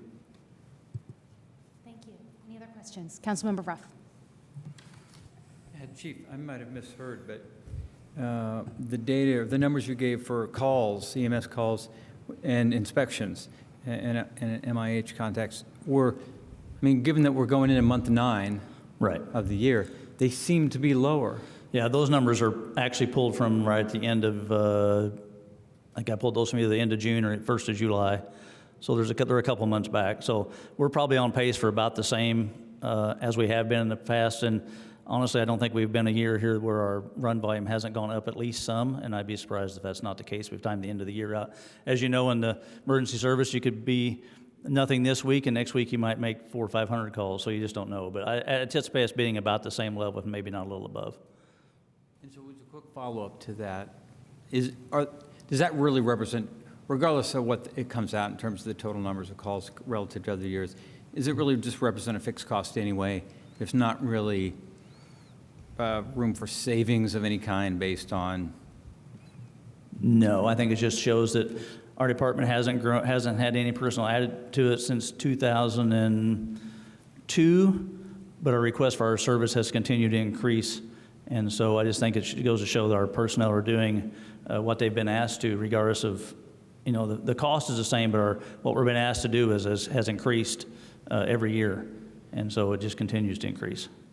So one more along the same line, on the follow-up on what you just answered. So that suggests to me that morale is pretty good, would you say? I mean, I would say morale right now is really good, yes. okay. Yeah, I would think so. Thank you. Any other council questions? Councilmember Piedmont-Smith. Thank you. Yeah, I think this is probably for Mr. McKim. What is the status of the 2022 $29.5 million public safety bond? It's related to fire, since we spent most of it on fire, but like, how much is left? How much is, what are the Nearly plans? nothing is left to be spent. We are paying it. I mean, we're making the payments every year out of ED Lit, and in those payments are in the ED Lit budget, but they have essentially been expended for the Fire Logistics Training Center, for the fire station refurbishments, and for the purchase of Showers West. Okay, so there's pretty much no money left. Yeah, there's not very little left. All right, thank you. Any other questions? I have a question. This may be one actually for Controller McKim, but That doesn't bother me Sorry, at all. pull a That's chair fine. up. I have one for you too also, but since Controller McKim was up there. But so, you know, replacing the SCBA equipment and, you know, getting a new truck, those are life-saving equipment. And the GO bonds keep them out of the operating budget for now. But what happens if the bond gets delayed or scaled back, or there's an issue with that? What's our backup plan for replacing this essential gear? So the SCBA equipment is in the budget that you're considering. It's only the aerial ladder truck that we pulled out of the operating budget and want to put into a proposed bond. So, yeah, I agree. We did not want to take the chance on delaying the SCBA. So then with the truck, then we just kind of have to put it on our wish list for next year maybe and keep using the old one? I mean, Keep fixing it? That's essentially what it Okay. is, and yeah, and then the chief can talk about how desirable that would be. But yeah, that's Probably essentially not. where we are. But Okay. I talked to them about which was the priority, and I was told that having the SCBA apparatus replaced was absolutely essential. So. Sure, absolutely. Thank you. And then just out of curiosity with the SCBA equipment, you said the gear that we have now, it's on its next year will be its last year for the warranty. How long does that warranty last? I know the new ones we're looking at are lifetime warranty, but Right. The current SCBA's that we have now had a 10-year warranty on those. 10 year. And so that's up at the end of, I think, don't quote me on the exact month, but it's about middle of next summer, that warranty will be up. And then the repairs that would come with that, after that, would be on our responsibility. And so we're trying to get this going before those repairs become our responsibility. So a lifetime warranty is quite an upgrade. Yes. Absolutely. Okay, great. Thank you very much. We're good with questions? Okay, we will move to public comment. Anybody in chambers or online with public comment? There's no one online that has their hand raised currently. All right, I'll give it a sec, and we're good. Okay, great, thank you. Back to chambers or back to council. Any council comments? Councilmember Zulik. Yes, Being fully staffed in BFD is a huge deal, and so I just want to congratulate Chief Kerr and all of our fire department, because this has been something we've been working on for a really long time, so thank you so much for all of the work that you've done to accomplish this. Thank you. Any other comments? Councilmember Strasburg.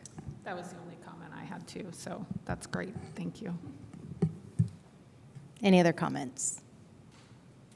We're good to go. Okay, fantastic. Well, thank you very much, Chief Kerr. We really appreciate you being here. And now we move on to the next part of our hearings with the Police Department and Dispatch. And Chief Dekoff, you may introduce yourself, and you also have 20 minutes for your presentation.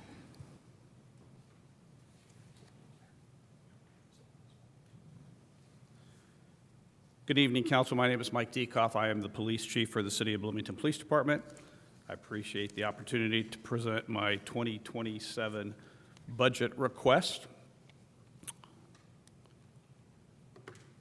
So the department has 105 authorized sworn officers and 81 non-sworn employees. The change in budget from 26 to 27 is a $2,493,298 difference. Our key budget needs and issues for 2027 are continuing our alternative response programs, continuing equipment replacement cycle and upkeep on our capital assets, and a new police headquarters. Category 1 increases of $1,658,148 are due to changes in the new collective bargaining agreement that was negotiated this year, as well as COLA increases for the non-sworn personnel. Category 2 increases of $178,957 are due to fuel costs and inflationary price increases. That doesn't necessarily mean that we're using more fuel, but the cost of fuel has increased significantly. Category 3 is $770,362 change due to the insurance that was once paid from the risk management budget has now been moved to the police budget, and we are now paying that. And there's a Category 4 decrease of $114,169 due to the completion of a maintenance project that was at the Public Safety Training Complex. Some highlights on overall crime in Bloomington. We had an overall decrease in the crime rate of 6.4% from 2024. You can see on the left the decrease in property crime, in larceny crime, and in vandalism. Those were mainly due to the work of the patrol officers and investigators in just basically the way we investigate things and how we focus on certain individuals who are responsible for doing a lot of these types of crimes and making sure that they're not able to do that anymore. A little bit of information on vehicle accidents, and there was an overall decrease in accidents of 6.99%. You can see on the left, personal injury crashes decreased 16%, and property damage crashes decreased 4%. I will give you some information about the traffic safety initiative that we started in July that we made an announcement on prior to school starting. We've ran that detail 80 hours so far as of the 12th of August. We've had 111 traffic stops, 81 citations, and 29 warnings. The areas that we focused on were high accident areas and intersections, and the complaints that we get from you reports.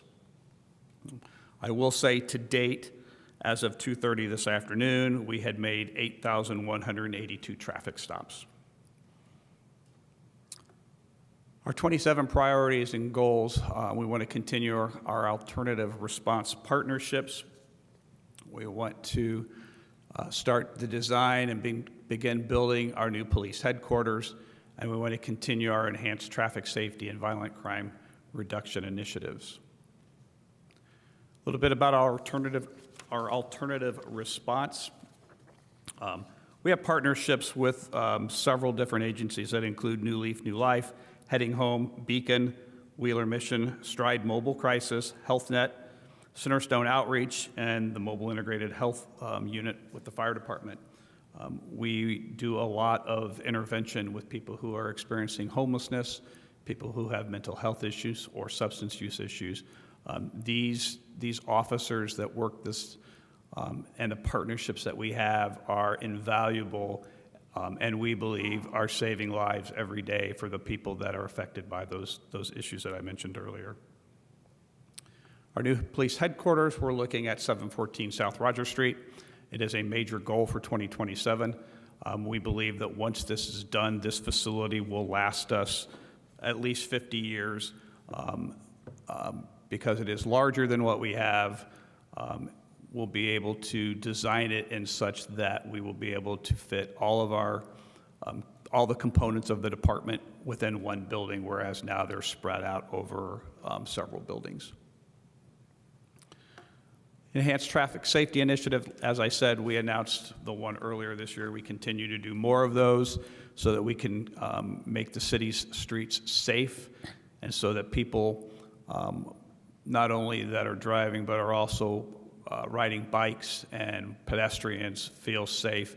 And we do make a concentrated effort to make sure that they're protected when they are out on the roadways as well.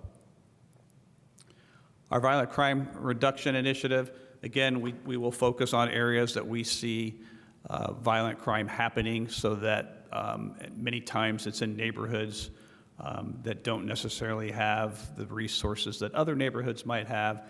So we want to focus on those to make sure that people living in those areas are safe and can also enjoy a quality of life like everyone else in Bloomington. Our 27 challenges and opportunities. Our overall call volume continues to increase. In 2025, we had 80,450 calls for service. That was a 5.9% increase from the previous year.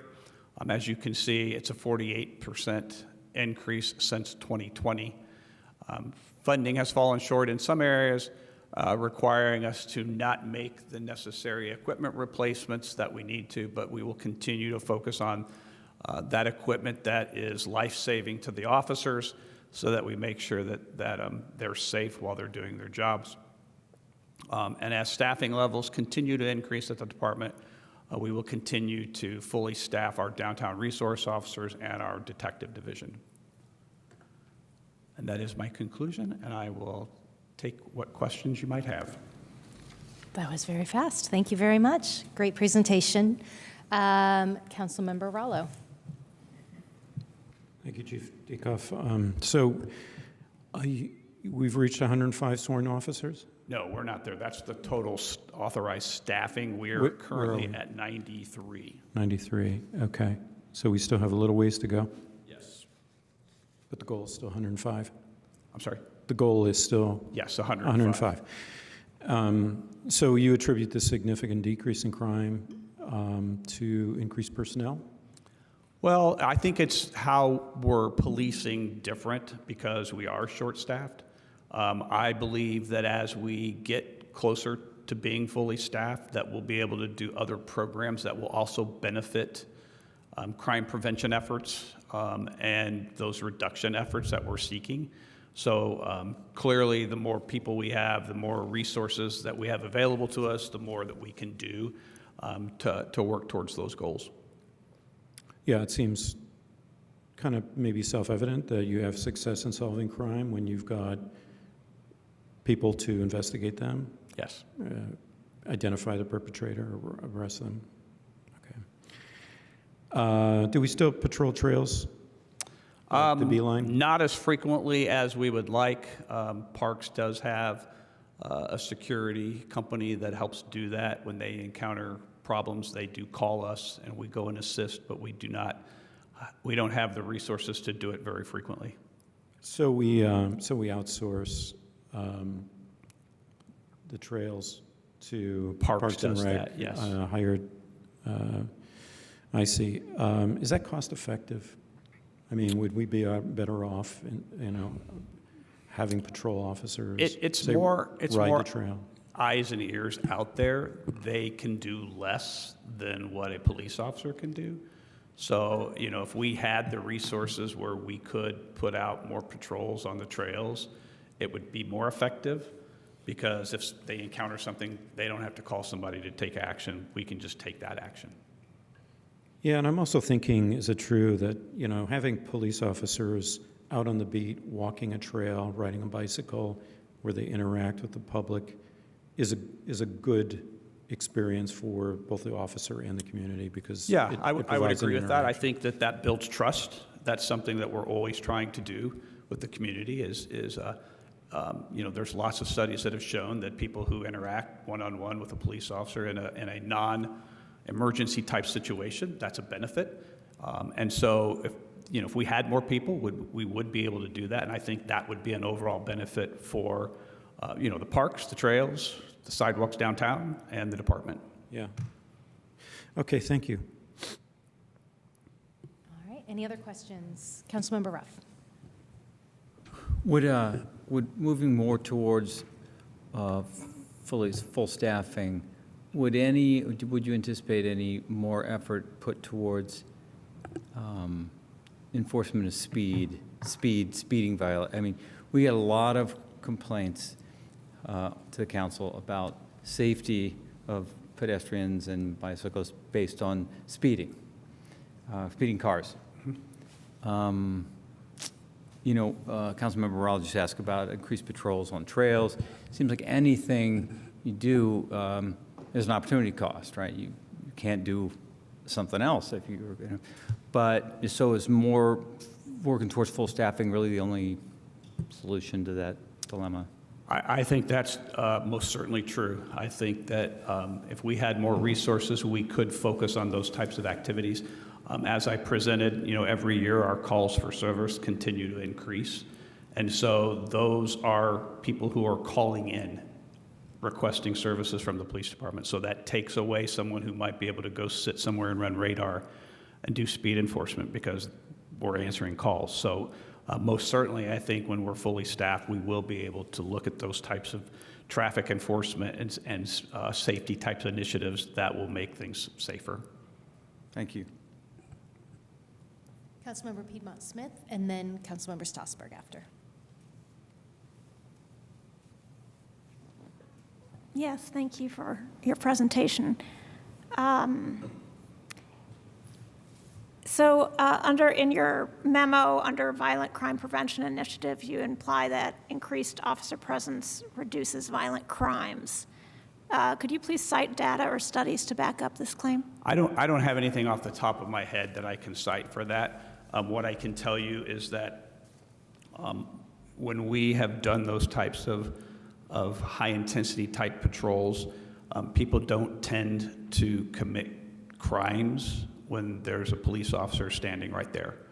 And so I know there are studies. I will look for some of those for you, but I don't have any that I can cite off the top of my head right now. And of course, the police officers can't be there 24/7. Correct. So the crime may just be happening later. It could be, So, yes. yeah, I'd like to see that data. Okay. Thank you. Councilmember Strasburg. Thank you. Maybe following up a little bit on what Councilmember Ruff was talking about in terms of traffic enforcement, especially with regard to vulnerable road users, cyclists, pedestrians, and crashes involving those road users, because that is one of the things that I've heard of several constituents talk about this year in terms of any kind of consequence for at-fault drivers when they are responsible for a crash, especially with a vulnerable road user. What is your official department policy on consequence for at-fault drivers in crashes, especially with vulnerable road users, but any other crashes as well? So it's left to officer discretion. I don't believe that we should issue a policy that mandates that people should get some kind of punitive ticket for something. I've not seen studies that have shown that because someone got a ticket that made them a better driver. It's really a punitive type of enforcement action. A lot of times when, in crashes. Insurance takes over. Insurance decides who's at fault. And so I've never issued a policy. We've never had a policy at the department that mandates that an officer has to write a traffic ticket when someone is at fault. Because a lot of times it's a gray area when someone is at fault too. So as a follow-up to that, if it's left to officer discretion, do you happen to know, or can you get me, please, and I will follow this up on paper if you don't happen to know, how many tickets were issued last year at officer discretions for at-fault crashes? I don't have that data, no. Okay, well, I'd be very interested in that data, because when something is left to officer discretion, but then just never done, then we may as well have a policy saying that we just don't do it. And So- that's one of the pieces that I just am wondering what kind of discretion is actually being used in So these cases. to get that type of data, we would have to look at every traffic accident and then figure out if we can even determine who might be at fault and go back through that. But if you want that information, I will start working on that. I'm just interested in how many, I'll say, discretionary tickets actually were issued by officers related to at-fault crashes. Okay. Thank you. Councilmember Zulik. Thank you, and thank you, Chief Dekoff, for being here, and especially for coming in under time. We very much appreciate that. Could you tell me a little bit more about the call volume increase and what your opinion is on why it's increased and maybe what could be done to reduce it? So I think what happened was when COVID happened, we had a decrease in calls for service. A lot less people were out and about, a lot less things were open, and so as things opened up, each year it just increased. Why it continues to go up like it is, I'm not sure I can give you a good answer for, because when we look at the data, it's across the board with just about everything. And so it's not one particular area that is increasing, and so it's kind of hard to pinpoint why that is happening. Call for service data also takes into account some officer-initiated activity, but we've not seen spikes in that activity. It's more for people who call, 911 or call the administrative line requesting some kind of police service. Thank you, that's very helpful. Other questions from council members? All right. Thank you very much, Chief Dekoff. We will move to public comment now. Anybody in chambers or online who would like to make public comment? I see somebody in chambers. Yes. Please sign in, state your name for the record, and you have 2 minutes.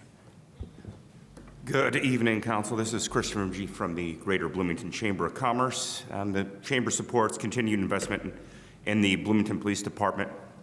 I get a lot of complaints, emails, and calls on sort of vagrancies, property damage, a lot due to homelessness. But what usually includes in that is a wonderful responsiveness of Bloomington PD. And so when we think about and evaluate BPD based on the department we actually have here in Bloomington and not policing in America, we saw from the community survey that 61 residents satisfied with the police protection and public safety, a residents identifying as a real core important service. BPD has earned the Tier 1 CALIA reaccreditation for the 3rd time. The national recognition of a department that trains hard, operates under professional standards, and holds itself accountable. And that matters in this discussion, as we just saw about call volume. That has increased 49% since 2020. Bloomington PD remains below its authorized staffing levels, we also saw, and some equipment replacement has already been deferred. I mean, this isn't a blank check, but it's grounded in Bloomington's actual experience.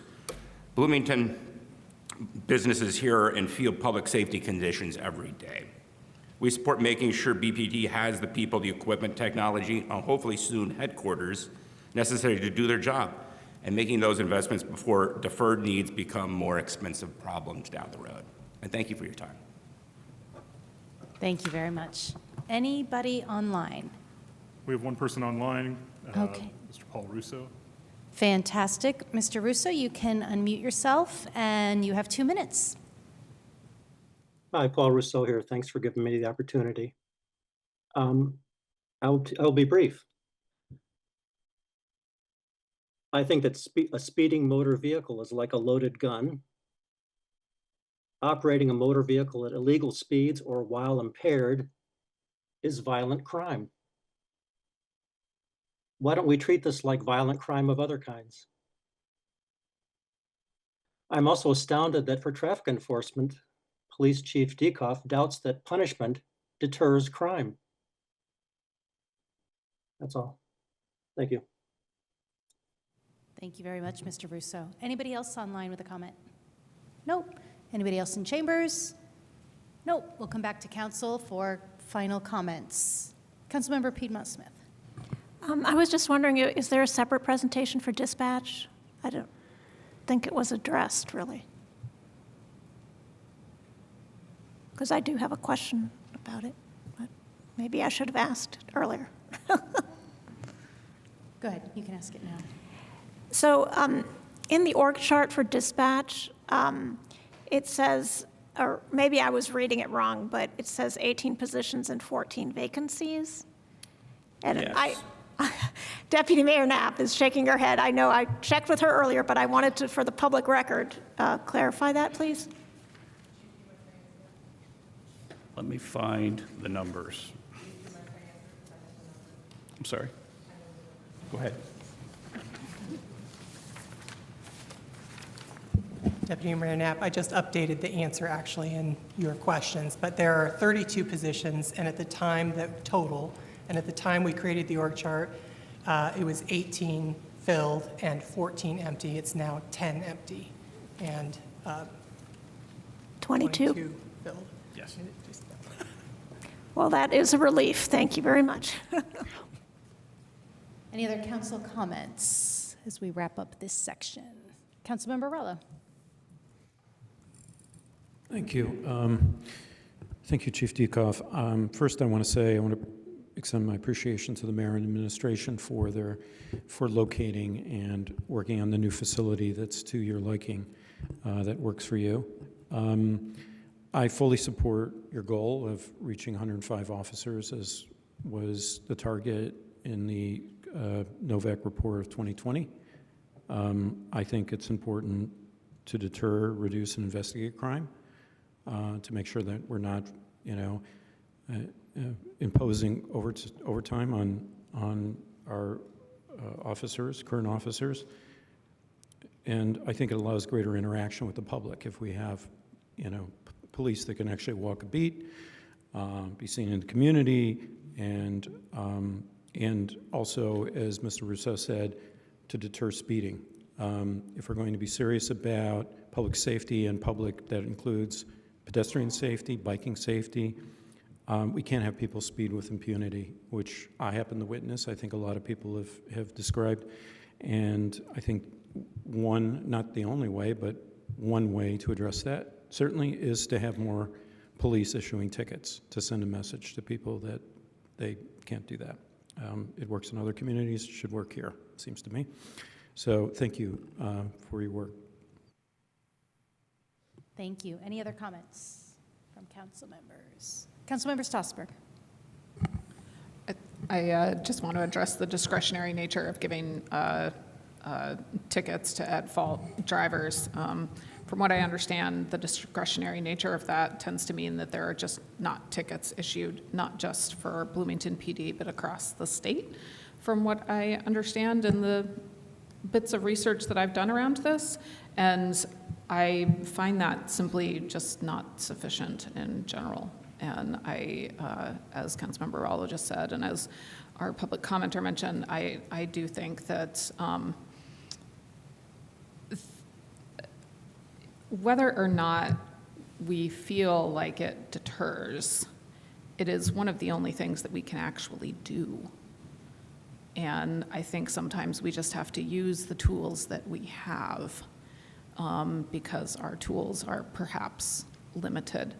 And this is one of those situations where, I do think that there should be some measure of officer discretion, but instead of that discretion leaning toward the side of just not issuing something, I feel like it should lean to the other side. Generally issue unless there's some mitigating situation where you think that we shouldn't. And my understanding right now is that it works in reverse, and that's disturbing to me, and I know that's disturbing to several of my constituents, some who have been victims of vehicles and their drivers with preventable crashes, including admissions of fault that then our officers still have not responded to. So I hope that something improves with that or changes with that next year. Thank you. Thank you. Any other comments? Councilmember Flaherty. Yeah, just for public benefit too, I'll briefly follow up on that item, which is that we have discussed this at length in the Transportation Commission, including the particular crash that I believe my colleague is referencing, where a little girl was hit by a driver who did not come to a stop at a stop sign. She was in a crosswalk. No ticket was issued. My understanding is that had some impacts on their ability to recover funds to support medical and other treatment needs. So there's broader implications here, including, yes, insurance companies can try to figure this out amongst themselves, but when there is an assessment from an officer and a ticket issued, it seems like that's a factor that has real implications for people. This was quite a few months ago at the Transportation Commission, and we did request that staff work together. So this would be probably planning, engineering, police, to come back with options to consider from a policy standpoint. Do we need maybe more education of our officers around the vulnerability and risks to life and actual loss of life in our community? I see this as part of the broader, Safe Streets for All and Vision Zero, zero deaths and serious injuries in our streets by 2039 that we've targeted. And, making some mixed progress toward that, I think.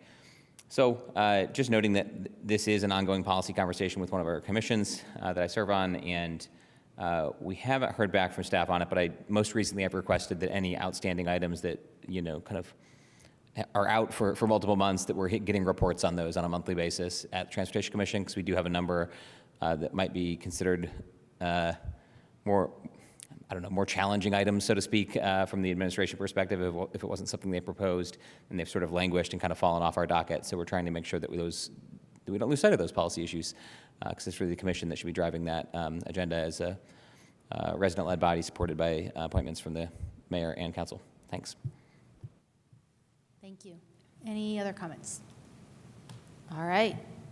With that, we are moving on. Thank you very much. So up next, we have Community and Family Resources Department. I see Director Moss making her way up to the podium. Thank you.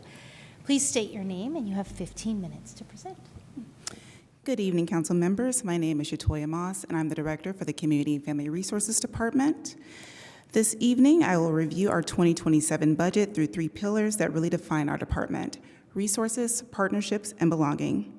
Those 3 areas answer very particular questions. Can residents find help before a problem becomes a crisis? Can the city leverage its partnerships and the organizations that exist? And are we creating a Bloomington where people feel connected enough to participate, volunteer, invest, and call this community home? That is the role that CFRD plays, and that is the story behind this budget. CFRD is an 11-person department, and our proposed 2027 budget is just over $2 million, representing a 10% decrease from our 2026 budget. Our largest reduction is in other services, which decreases approximately 27%, primarily due to one-time grant funding initiative. At the same time, we continue to study the trends affecting our community, from growing local demand for assistance to changes in federal and state funding. And we're aligning our resources around how we can have the greatest impact. Fundamentally, this budget is about maintaining our core services while becoming more strategic and efficient in how we deliver them.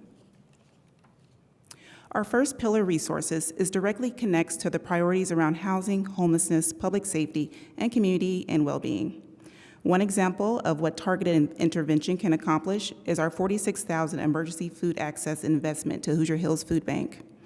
This investment supported approximately 330,000 pounds of food and 275,000 meals distributed through 84 partner agencies. We identify a critical community need, invest strategically in the infrastructure that already exists, and multiply the city's impact. That becomes increasingly important as federal resources like SNAP restrictions and other funding changes place additional pressures on our local services. Our second pillar is partnerships, and this is where we create tremendous value by leveraging the power that exists in our own community. Through the Bloomington Volunteer Network Be the Change Challenge, more than 51,000 volunteer hours have already been recorded. Using the current value of the volunteer time in Indiana, that represents approximately $1.75 million in community value, supporting nonprofits, schools, neighborhoods, and organizations throughout Bloomington. We are also strengthening our town and gown connections through a new partnership with Indiana University Volunteer Central by connecting new and current students with meaningful opportunities to serve. We've also begun conversations with the Monroe County School Corporation about connecting high school students with volunteer opportunities that can support the new diploma requirements.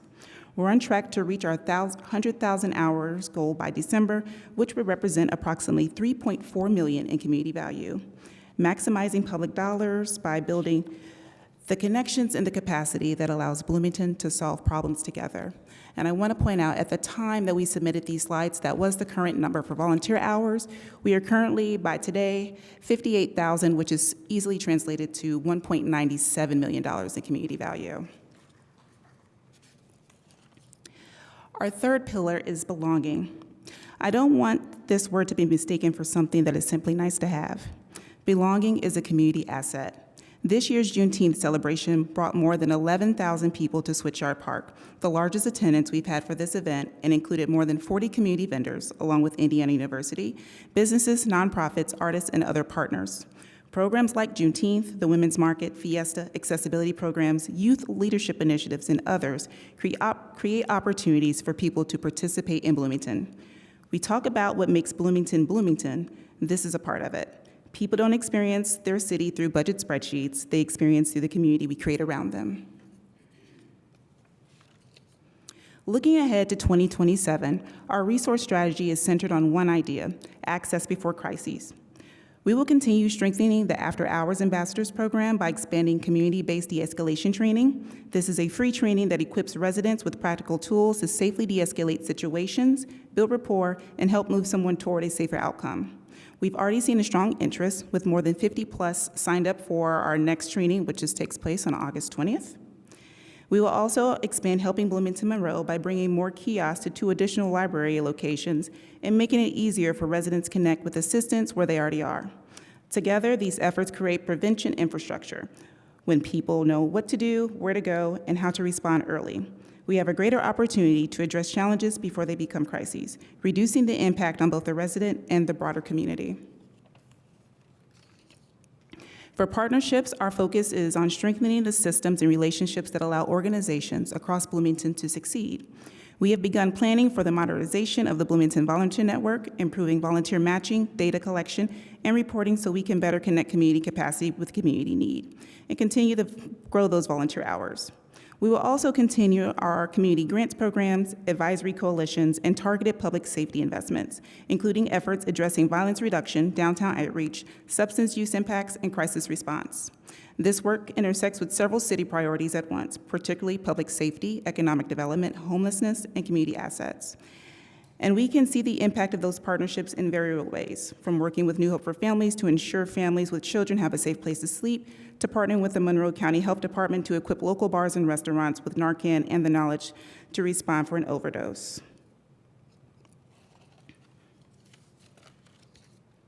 For belonging, our strategy is quality over quantity. We want to strengthen what is already working and expand collaboration with Parks and Recreation and other partners so we can share spaces, staff expertise, infrastructure, and resources. That means continuing successfully offering opportunities for residents to engage with their city. The economic development components of this work creates for local vendors, entrepreneurs, artists, performers, and organizations. It also gives our department an opportunity to talk to community members who otherwise wouldn't find city resources. Belonging isn't separate from economic development or public safety. Connected communities strengthen both. The challenges going into 2027 is that community need is not declining simply because resources are becoming tighter. We are watching changes to programs like Indiana's CCDF child care assistance systems, shift in federal and state funding, housing affordability, behavioral health needs, and the increasing pressure on our local nonprofit partners. But we are also using our own data to better understand where those needs are showing up. In just the first half of 2026, Helping Bloomington Monroe recorded more than 7,000 searches and 41,000 program interactions, along with the direct connections and referral to services. That information helps us paint a clearer picture of what residents are looking for and what direct resources and energy where they can have the greatest impact. So the question for us is, how do we respond to an increasing need without relying on increasing resources? Our answer is collaboration and capacity building.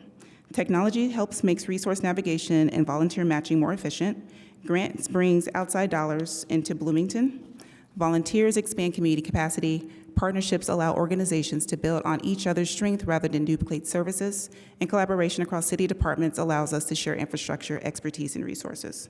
These simply aren't efficiencies. They're how CFRD plans to extend and reach strengthened community capacity and respond strategically to the Bloomington changing needs in 2027. To close, our goal for 2027 is simple: to make sure Bloomington has the resources, partnerships, and community infrastructure to do more together. That means helping residents find the right support early before instability becomes crisis, recognizing the value of supporting and strengthening people and organizations already doing the work, and protecting the qualities that make people choose Bloomington, not simply as a place to live, but as a community they want to be a part of and participate in. That is what this budget is designed to sustain. Thank you, and I am happy to answer any questions. Thank you so much for your presentation. That was awesome. Really appreciate you being here tonight. Any questions from council members? Councilmember Stossberg. Thank you. Thanks so much for the work that your department does. I want to dig in a little bit into the volunteer numbers, partly because in terms of community value, the budget of your department, or the community value exceeds the budget of your entire department. And so I just want to highlight that concept, but also acknowledge that there are probably a lot of people out there who aren't getting counted in that.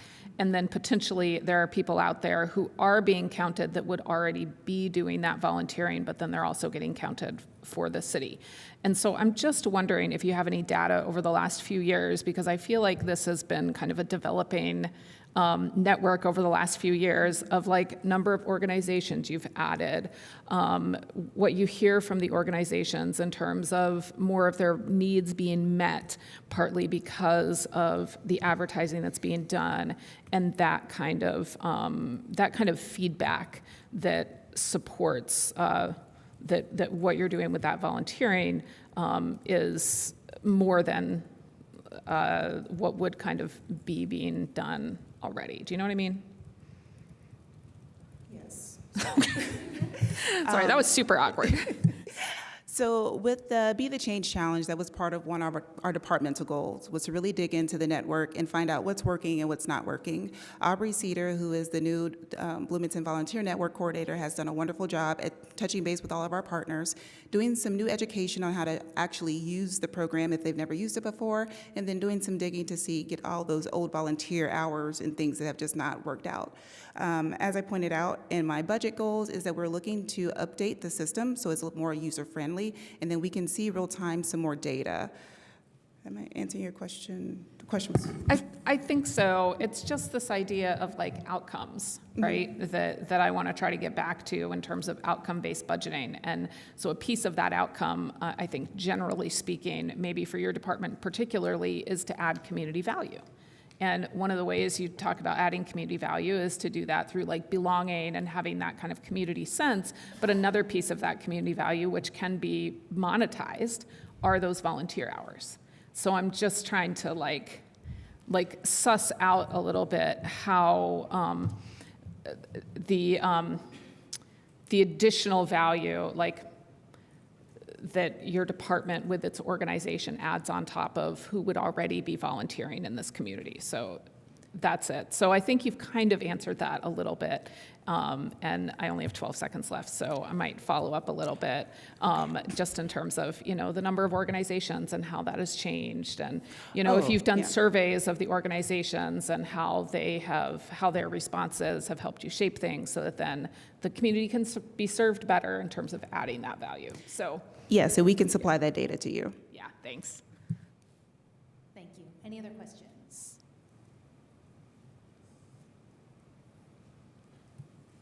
All right. Thank you, Director Moss. We are going to move now on to public comment. Anybody in chambers or online with public comment? No. Pausing. Nope. Okay. Fantastic. We'll come back here to council for comment, and Councilmember Zulik, you have a comment. Yes, I do. Thank you. Just a short one. I just want to say that in a time where our most vulnerable communities are consistently under attack by the state and federal government, the Community and Family Resources Department in Bloomington has become increasingly more important. It is not the infrastructure or our assets that makes Bloomington special. It is the people. So thank you, Director Moss, and to your entire department for making sure that they're supported. I second that. Any other comments? Councilmember Piedmont Smith. Yeah, I think last year I said this department brings the joy in our city budget, and it really does. I think this is such a small sliver of our overall budget, but it is so important. This is the best $2 million investment I can imagine in our community. It's like Councilmember Zulik said, particularly in this day and age where many members of our community are feeling that they don't belong in this country anymore. I think this is the events and services that your department facilitates and provides are more essential than ever. So thank you very much. Councilmember Strasburg. Thank you. Sorry, I said that weird. I thought you had already commented. That's why I was like, again? No, that was you because my didn't. questioning kind of turned a little bit into an explanation/comment, but thank You're you. good to go. Yeah, I just want to kind of second what my colleagues just said, and also, because we're talking about budget, and budgets are kind of like black and white, right? But it is not black and white what a department like CFRD does, because it's about feeling, and it's about this gray space of mushiness. And that's why I wanted to get into those volunteer hours, because those are not mushy and those are not gray. That is very black and white. And so that is one part, I think, of this department that you can really go like, what is the value that this department adds to the community? Here's a very solid black and white kind of value that they add. And yes, all of these other things are also very important all by themselves, and they can stand alone all by themselves, and it's important with or without the volunteer hours. But I just wanted to highlight that piece of black and white that sometimes I think when I hear people talk about CFRD, it's the belonging, it's the mushy gray space, and I wanted to call out that there's more than just the mushiness in there, because some people really need that in terms of justification, because we've got to justify all of our expenses, we've got to justify all of our investments in our community, and that this is just a wonderful investment in our community. Thanks. Thank you. Is that it for comments? Okay, fantastic. Thank you very much, Director Moss. Really appreciate it. All right, and so for our final portion of the evening, Housing and Neighborhood Development, I see Director Killian Hansen making her way to the podium. Thank you so much for being here. Please state your name, and you have 20 minutes for your presentation. Thank you so much. Good evening. I am Anna Killian Hansen, Director of Housing and Neighborhood Development, here tonight to present our proposed 2027 budget. Housing and Neighborhood Development currently has 21 full-time and 1 permanent part-time positions. Our mission is to expand housing opportunities, protect and support neighborhoods, help residents remain safely housed, build community, and support community needs. Those responsibilities cover a lot of ground, and I want to spend the first part of tonight talking about the work that HAND has been doing over the past year before turning to priorities. Supporting neighborhoods and helping residents remain safely housed also means addressing the conditions that affect health, safety, and quality of life. Code enforcement and property stabilization are one part of the city's broader proactive work to address these concerns and prevent them from becoming larger neighborhood problems. Through that work, our neighborhood compliance officers have issued 1,631 citations for trash, grass, weeds, and snow under Title VI. When properties fail to comply, we can take additional action. Troubled properties may be brought before the Board of Public Works for approval of abatements, including one-time cleanups or, when necessary, continuous abatements. Our team has issued 9 continuous abatements for properties under Title VI. For properties where conditions rise to the level of an unsafe building, we have another tool available. We administer the unsafe building law, and when necessary, which allows us to issue orders to vacate, seal, repair dangerous conditions, and when necessary, remove buildings that pose a threat to health and safety of the community. Through this process, more than 20 unsafe properties have been addressed under the Title 17, with conditions ranging from fire damage and deteriorating or collapsed structures to failing retaining walls and breaches in vacant or abandoned buildings and more. This is not always the most visible part of our work, but it is important to maintain safe and healthy neighborhoods. Protecting and supporting neighborhoods also means creating opportunities for residents to take an active role in improving their own communities. Beyond code enforcement and property stabilization, the city supports neighborhood-led efforts that strengthen the places where people live. Over the last year, that has included providing both direct support and resources to residents to address neighborhood needs, from organizing cleanups and removing unwanted materials to funding projects and building community that improve neighborhood spaces. In the last year, we supported 3 neighborhood cleanups, which removed 27.9 tons of trash and diverted 10.38 tons from the landfill. We also provided supportive grants to 8 neighborhoods, giving neighborhood groups resources to identify and address priorities in their own communities. This work is important because healthy neighborhoods are built through partnerships with the people who live there. Building community also means being out in the neighborhoods, engaging directly with our neighbors, connecting residents with the city and with one another, and creating opportunities for people to participate in life of their communities. This year, that included 37 community trailer events, 45 resident academy applicants, a Vinegar Hill walking tour, and numerous community events such as Blooming Neighborhoods that we table at. As we strengthen community connections, we also protect the places where we live. Through our rental inspection and permitting program, we work to protect residents by enforcing Title 16 and holding property owners and tenants accountable when necessary. This year, we conducted 550 complaint inspections and 2,984 rental inspections, resulting in 1,107 rental permits issued, with many properties undergoing continued compliance enforcement efforts. As we enforce housing standards and protect residents through our rental program, we also focus on keeping people safely housed in the first place. Supporting residents and remaining safely housed is central to our work.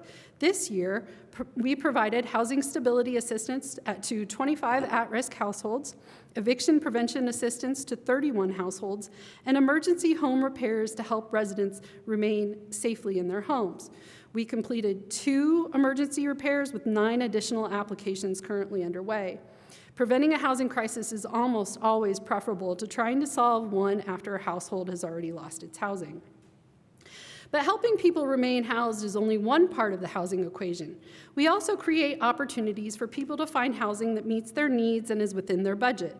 This year, we helped 19 home buyers secure housing, 40 renters secure housing, provided housing counseling to over 100 residents, which included foreclosure assistance. We happen to have the only HUD-certified housing counselor in the region, as there are only 9 across the state.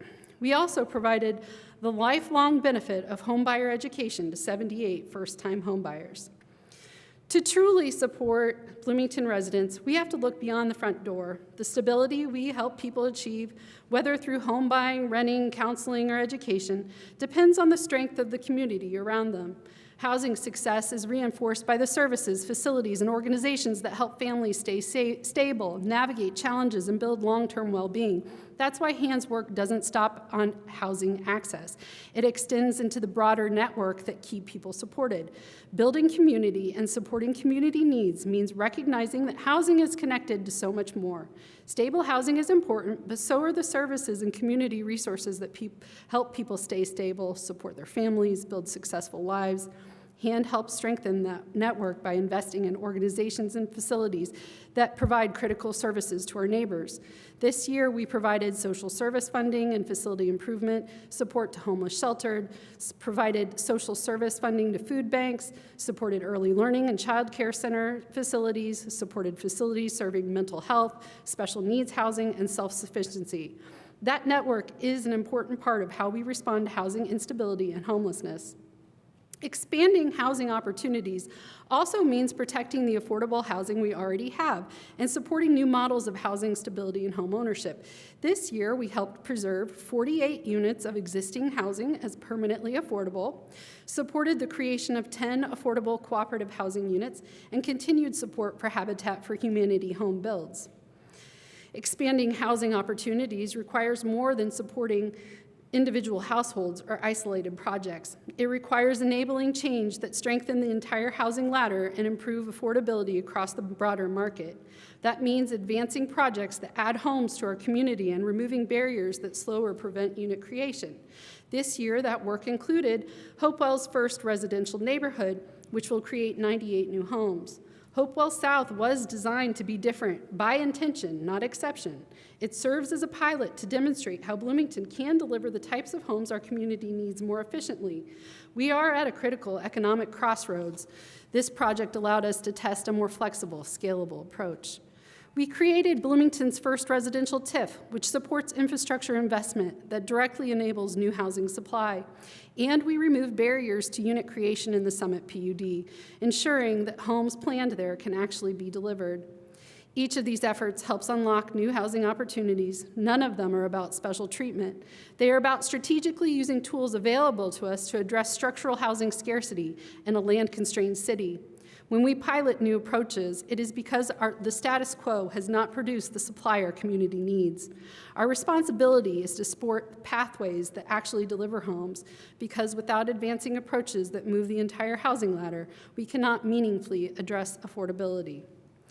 Everything I've outlined tonight shows just how much HAND is doing and how much of our community depends on this work. I'm deeply proud of my staff and the immense amount of work that they carry out every day. The 2027 budget gives us an opportunity to meet Bloomington's complex housing challenges with strategic, targeted investments. Investments that expand housing supply to improve affordability, prevent and reduce homelessness, strengthen neighborhood infrastructure, and support Bloomington's long-term economic stability. I can't talk.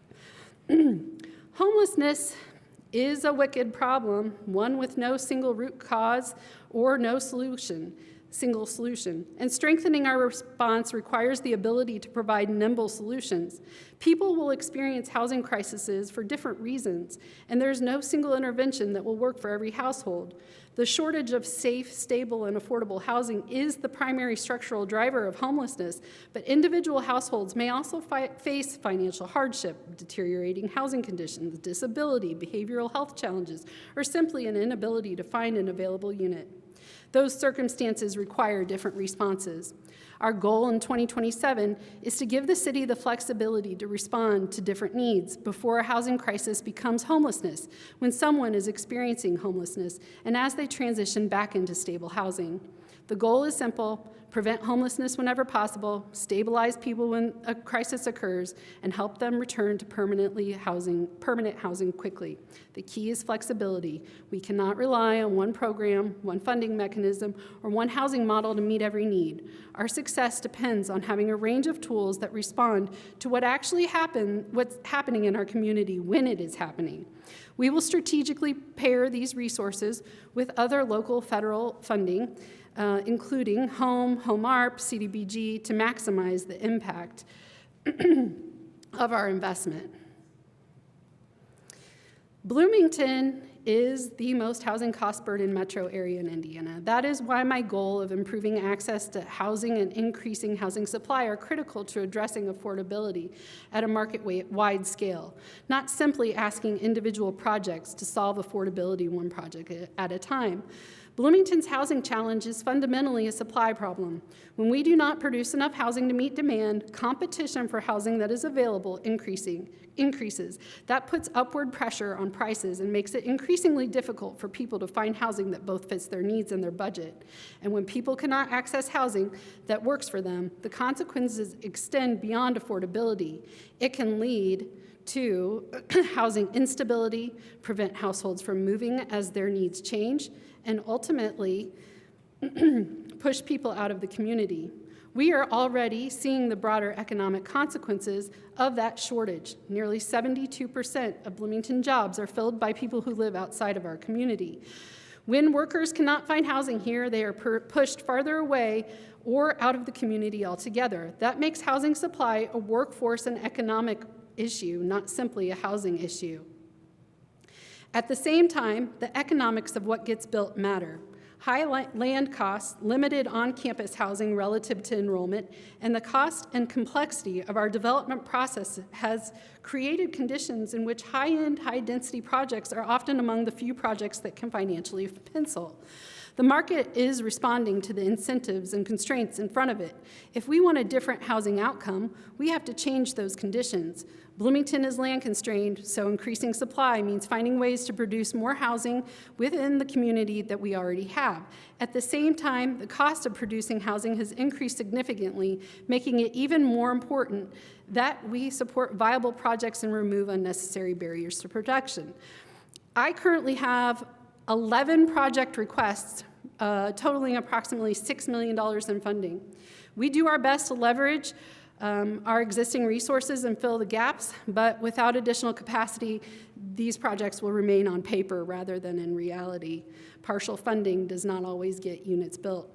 We also need to be nimble enough to deploy resources when they are needed, recognizing that the path from a funding commitment to completed housing can take years. Without increasing production, Bloomington will continue to experience the impacts of constrained supply, including rising costs, limited housing access, housing instability, and workforce displacement. Increasing housing production is not only a housing strategy, it is an economic sustainability strategy, and that is particularly important as we navigate the fiscal constraints created by SEA 1. The question before us is not simply how we respond to today's housing needs, it is whether we are willing to make the strategic investments necessary to expand housing access, reduce instability, retain the people who work here, and ensure that Bloomington remains a viable and economically sustainable community for the long term. Our final priority is neighborhood infrastructure, and I want to be very clear about what we're proposing here. This is not a new budget request to council. It is an opportunity to respond to a council priority and offer a partnership to target their priorities. Council has identified neighborhood infrastructure and quality of life as an important priority. Community development block grant resources can be used for eligible infrastructure improvements in low and moderate income areas. So rather than asking for additional city resources, we are trying to think about how we might leverage existing resources. HAND can partner with council and the appropriate city departments to establish a targeted sidewalk repair program. The program would focus on qualifying low to mod areas consistent with federal requirements and prioritize deteriorated sidewalks where repairs can improve pedestrian safety, accessibility, and connections to schools, transit, employment centers, parks, and other community assets.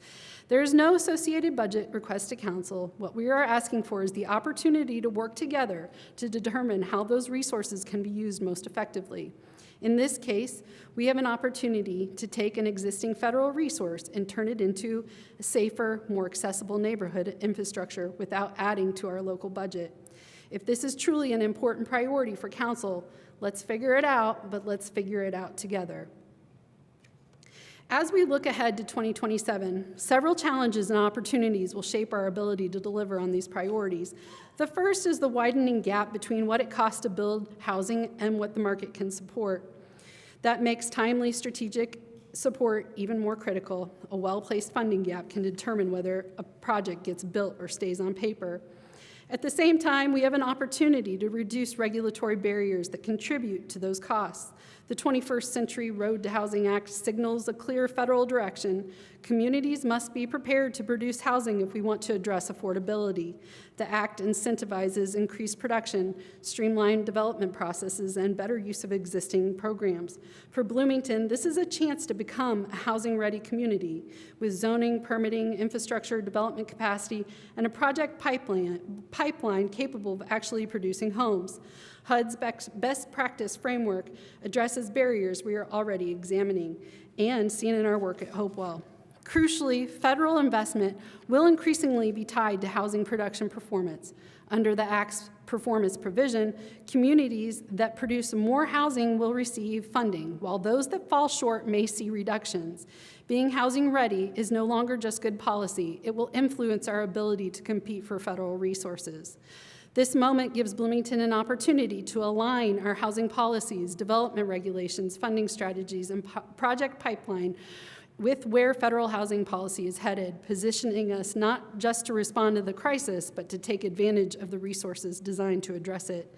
And finally, we must recognize the fiscal pressures created by SEA 1. The legislation requires communities to be even more strategic with limited public resources and makes addressing workforce displacement even more urgent. If housing costs continue to rise, while more of Bloomington's workforce live outside the city, the implications extend beyond housing to Bloomington's long-term economic sustainability. The most recent point-in-time count identified 305 people experiencing homelessness in Monroe County, including approximately 160 people who were unsheltered. That number represents people who are experiencing a housing crisis at a particular point in time, but it also tells us something important about the capacity we need in our system. We need more tools to prevent homelessness, more options for people experiencing homelessness, and more pathways into stable housing. Senate Bill 285 adds urgency to that work. The new state law restricts camping, sleeping, and long-term sheltering on public property, which means communities will need to have meaningful alternatives and stronger connections to shelter and housing when people are displaced from the public spaces. At the same time, the federal funding environment is changing. HUD's current approach places greater emphasis on transitional housing, supportive services, recovery, and self-sufficiency, representing a significant shift from federal homelessness policy away from the previous emphasis on housing first. We need to be prepared for that shift without losing sight of what we know about our local community and the range of interventions people need. And we are facing another transition at the local level. ARPA resources, which HAND has deployed nearly $6 million since 2024, which have supported our community's response to homelessness, will no longer be available after December 31st. That means 2027 will require us to be particularly strategic about how we use resources that remain available. This is exactly why flexibility matters. We cannot assume that the funding environment, the causes of homelessness, or the needs of people we serve will remain the same. Our responsibility is to use every available resource to prevent homelessness whenever possible, respond effectively when it occurs, and build pathways to stable housing that reflect the realities of our community. The challenge is significant, but so is the opportunity. By investing strategically, leveraging federal resources, reducing unnecessary barriers, we can develop a response that is more coordinated, more adaptable, and better prepared for what comes next. HAND's 2027 budget is focused on addressing Bloomington's most pressing housing challenges, expanding housing supply, improving our response to homelessness, and investing in neighborhood infrastructure. Those are not separate issues. Housing supply affects affordability and workforce stability. Housing instability affects homelessness. And strong neighborhoods require safe, accessible infrastructure and the resources to maintain quality of life. We have reduced all other categorical budget requests to the greatest extent practicable, but we have requested an increase to the Housing Development Fund to address the demand. The resources in this budget are designed to leverage federal funding, support community partnerships, and respond to emerging needs, and help viable projects move from concept to reality. That is the work that HAND is committed to moving forward in 2027, and that is an overall budget change of $1.74 million. Thank you. Thank you very much for all that and for all your work. Any questions from council? Councilmember Rallo. Thank you, Director Killian Hansen. I just to pick up where you left off about the federal government shifting from housing first model to a different model, I guess, continuum of care, I guess. And so you mentioned that, you know, we need to shift strategically in terms of how we can get resources from the federal government within that structure. Could you unpack a little bit about what that might look like? For instance, if people are afflicted with substance use problems, you know, this seems to me may take a coordinated effort with the county because they run the justice system, judicial system, and things like that, to try to help people so they're not just simply jailed, but they have the opportunity to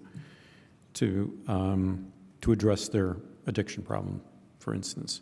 Is that something you're exploring, and could you unpack that a little bit more, or are we at the initial stages of that? I don't mean to put you on the spot, but you know, I'm just trying to envision what that could look like and how we can get federal dollars, because we clearly have a problem here, and we ought to try to, you know, work, I suppose, with what we're given. So could you address that a bit? That is true. That is complicated. We are not working with COC funding, so we have to supplement whenever available. I think one of the challenges that we're going to face is that there is an overall funding decrease towards a lot of the programs and organizations that have received funding historically. And so we have to be able to step in with our funding to help bridge the gap. So whether that is additional caseworkers or whatever our budget can allow, that's why the Housing Development Fund is helpful, because it is local. It doesn't have an impact to the general budget, but it can help fill those gaps. I am not currently working with the county on anything like that. We, again, are not part of the COC, but you're not wrong. I mean, a lot of things changed in the Reagan era with the elimination of state mental health hospitals. And, you know, the state, the federal government have not filled the gap with the mental health and drug addiction issues. So those are things that have to get addressed, but not my bailiwick completely. Mayor Thompson has something to add. Thank you, Director.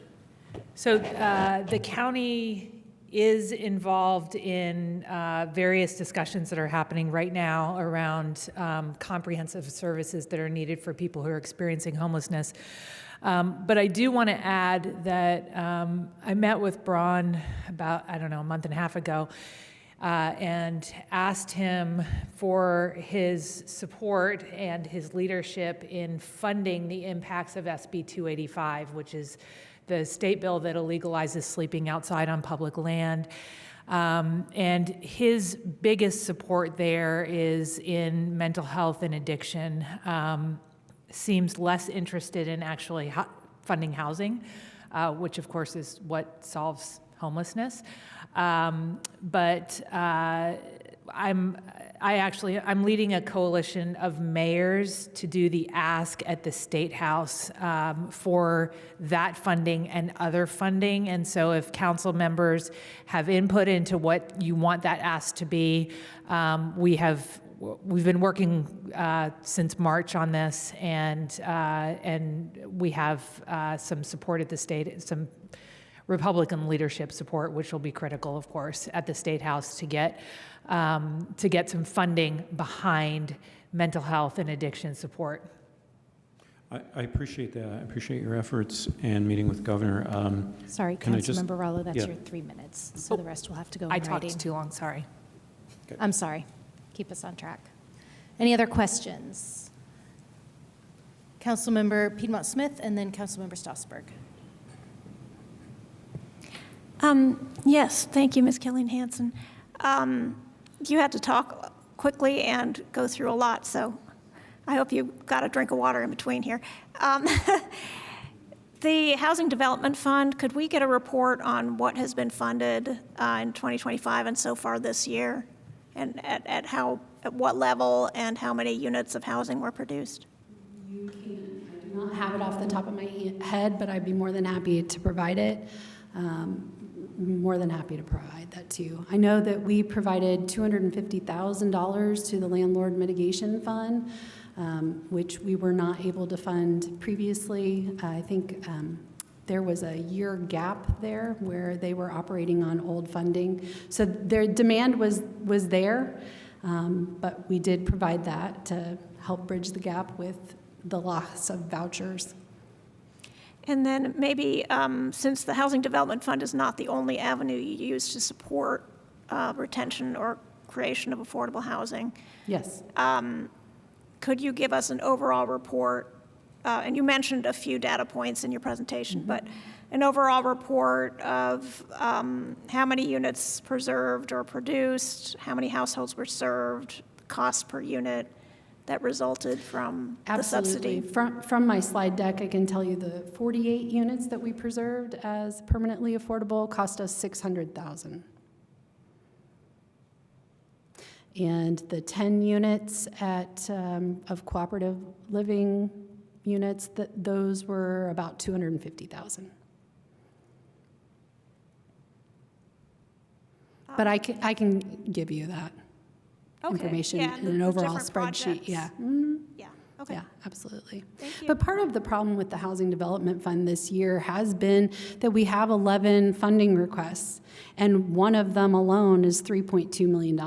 We only have $1 million of Housing Development Fund to provide. So again, as I mentioned, you can't partially fund projects, and so we've had some feasibility issues of getting them off the ground. It's meant to be a supplement. It is meant to be a supplement. It's not a sole funder, but when we are asking somebody to replace a large water line that costs them $2 million, and that is the difference between, like, how much of it, if we can only give them $500,000, that doesn't mean it's going to get built. And I'm not proposing that we fill the entire gap, but we have to examine the projects that have made application very closely and make sure that we're aligning our community needs with the funding available. And so the funding request is not tied to specific projects. It is tied to the ability to respond when those projects come up. Yeah. Thank you. Councilmember Strasburg. Thank you. I wanted to follow up on the Housing Development Fund too, and I might need the controller's help for this one, because I also wanted to look into, like, how much of that million have we spent this year, and is it practical to do another $3 million in that? And so one of the things I looked at was the second quarter year-to-date expenditures that our controller provided the fiscal committee, and according to that information, so it was just through the first 2 quarters of the year, less than $10,000, I think, was taken out of the Housing Development Fund, and then similarly, very little was spent from the LIT grant line, which I assume also goes to some of this housing assistance and stuff like that. So can either you or Controller McKim, like, fill in those, like, the numbers that you were saying, and, like, what are, like were those just, did those happen after the second quarter? He can only provide you a summary of the claims that have been submitted, not the contracts that have been executed. And so it does take a while to navigate the contract process. It's no surprise that you wouldn't see all of that fund. I mean, typically you would want to check on that at the end of the year just to make sure that the money is rolling out. But there's a number of contracts that have been executed that haven't been drawn down with funding yet, or are in legal currently. And or we've had projects that just haven't reached fruition. We've entertained, we've evaluated, we've spent staff time, but then the feasibility doesn't end up panning out. But no, it's being spent very well. Okay, thank you. I guess I would, I also wanted, like, the accounting that Councilmember Piedmont Smith asked for, so I guess I would also be interested in, like, the contracts and, what we have going, just because that is a really big increase, and I feel like capacity is one of the struggles that especially the hand department has, because there are so many things to do. And so I just kind of want to make sure in terms of due diligence that the department actually has the capacity to like award those grants and spend the additional money, because the Housing Development Fund is not, like, we won't necessarily, it doesn't have unending revenue. And so like kind of in some ways, once we spend it, we spend it.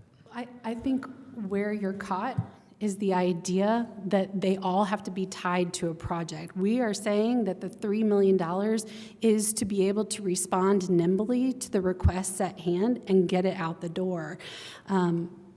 It's not a one-to-one. It's not a capacity issue. It's giving us flexibility to respond. Because what happens is if it's not spent, it reverts back to the Housing Development Fund. If it is spent, it goes out the door, we get the units created. It's going to take years in some cases for the funding to actually create the units. So we have to move quickly, can't wait for the next funding cycle to get them off the ground. Councilmember Zulik. I'm out of time. Oh, sorry, yes, sorry. Hi, thank you. And thank you for your presentation. Would you be able to talk a little bit about how our strategy might change based on the physical locations of different services directly in regard to homelessness response? So for example, the jail, we don't know where it's going to be, but I'm sure that we will have to accommodate that. Same with, I know that Beacon is moving to the Near East Side. I'm just curious how the shift of the physical locations might impact the work that you do. That is a very good question. I'm not sure that I can answer that question. Obviously, being close to services is really important, but how that would change our funding, I'm not aware. Thank you. We need to provide the support where the support is needed. Any other questions? Councilmember Ruff. I guess this is maybe more of a comment than a question. But the question would be, I guess, have you thought about a strategy? Has the department thought about strategy related to what I hear about from constituents a lot, related to public safety, quality of life for neighborhoods and for the community overall, and that is the issue of keeping sidewalks clear from trash and recycling bins that will often sit for days and days and days, or maybe a week around. And then, of course, we hear about the scooter issue periodically, regularly. But, you know, it's funny. I've lived in my area, my house, for over 30 years. And if I pull my car out onto the street without a hang tag to move something around in the carport, and I go inside to do something, I'll come out, I'll have it more often than I'll have a ticket, it seems like, or at least I'll have a warning. And literally sometimes within, it seems like 20 minutes or 15 minutes of forgetting I left my car out there. It just seems like there's got to be a way that we could have better enforcement of clearing the sidewalks. I'm not talking about snow right now, but I'm talking about mainly trash cans and scooters too.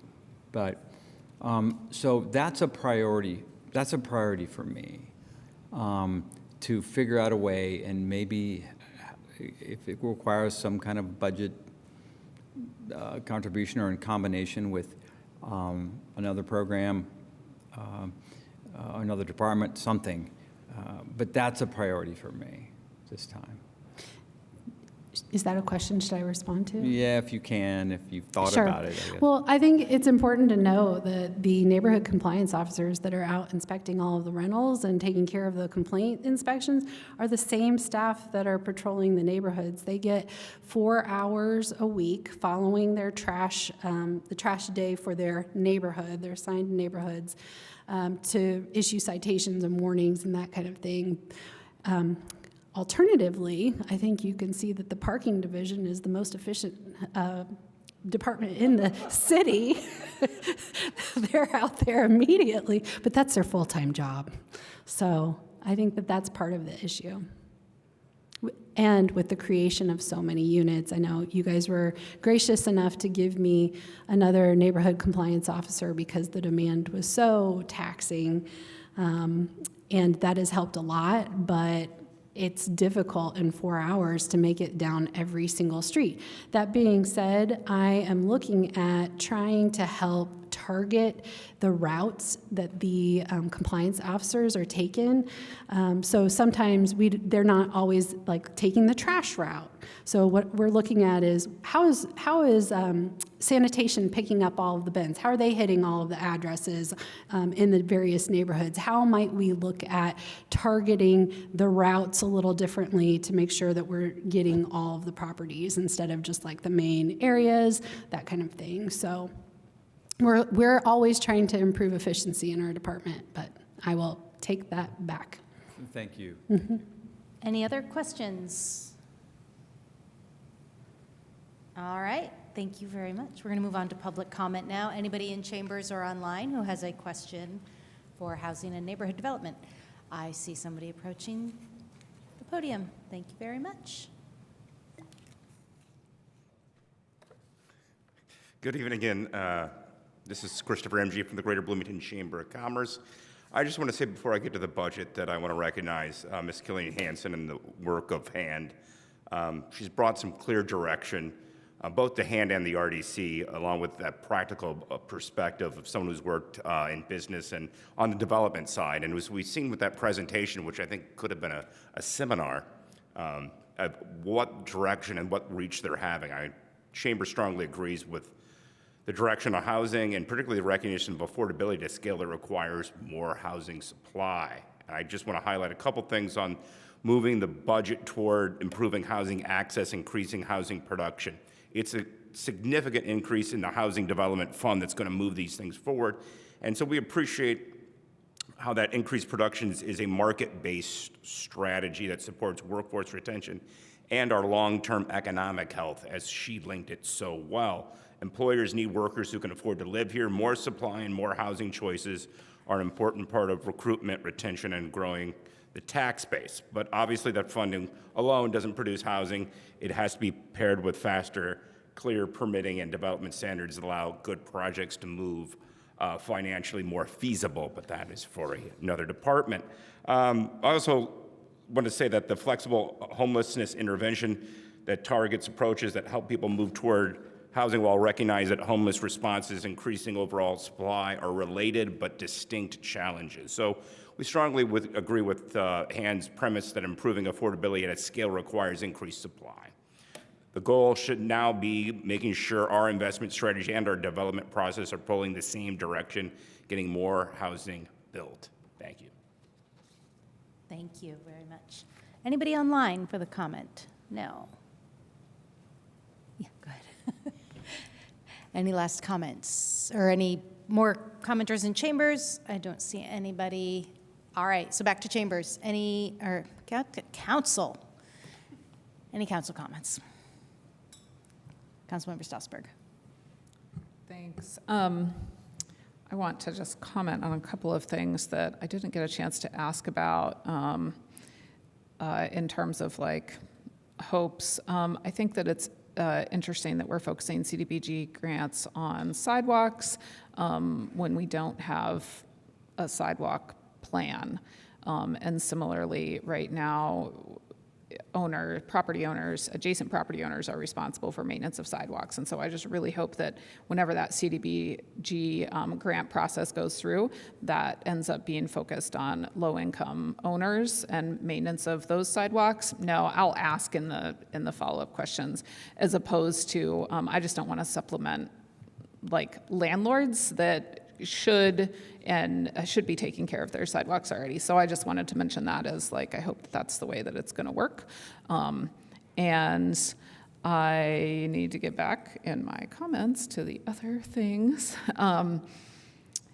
And then going back to the Housing Development Fund, like I recognize that just reverts, but at the same time, I also know that, 2-3 years ago when I was having lots of meetings about affordable housing and some of the things that Housing Development Fund was spent on a number of years ago in prior administrations, there was definitely some concerns raised. And so I think that lead some of my questions right now about the Housing Development Fund, just to make sure that future expenditures out of the Housing Development Fund are not things that, some future administration or council member looks back on and goes, oh my gosh, what on earth were they doing spending money on that? And so that is one of the reasons why I'm asking extra questions about the Housing Development Fund, because once we, bless this $3 million, which is very vague and unspecific, then it can be spent on whatever.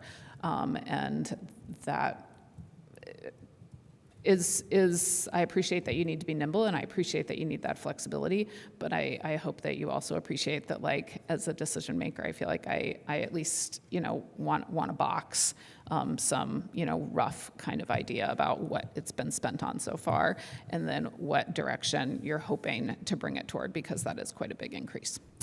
Otherwise, thank you very much, and thank everybody else that was involved in this budget hearing this evening. Any other council comments? Councilmember Piedmont Smith. Yes, I just don't want to lose sight of the fact that we have a problem as a city of keeping sidewalks clear.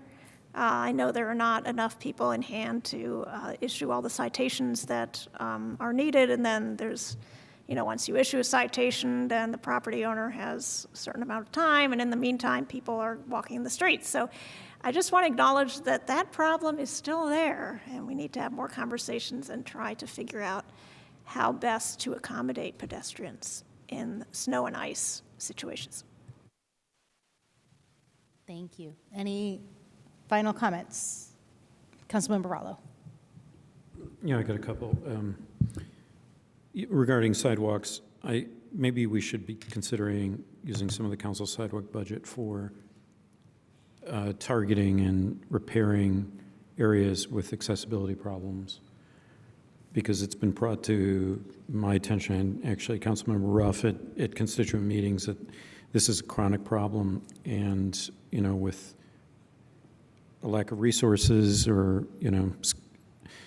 skim resources this time around, but they should be dealt with.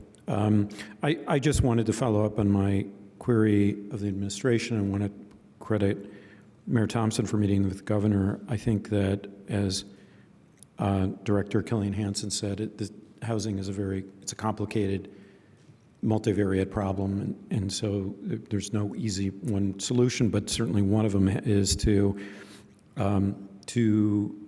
do the best we can to get resources brought back to Bloomington from state or federal sources, and so I applaud you for doing that.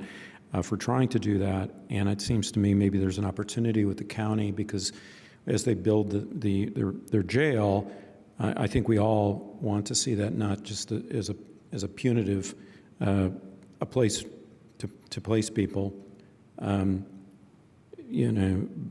just to punish them, but in particular if people are suffering from mental health and addiction problems, that they ought to be treated and helped. So to the extent that we can maybe help that situation, our county colleagues could be responsive to that, perhaps, hopefully. So thank you. We hope. All right. Last comments? Okay. Well, thank you very much. We really appreciate you being here. We appreciate everybody being here. That's it for night one of budget hearings. Thank you all very much for your help and your info and answering our questions. And we'll see you back here Wednesday night at, was somebody snapping it? I know. Sorry. See you back here Wednesday night, the 19th at 5:30.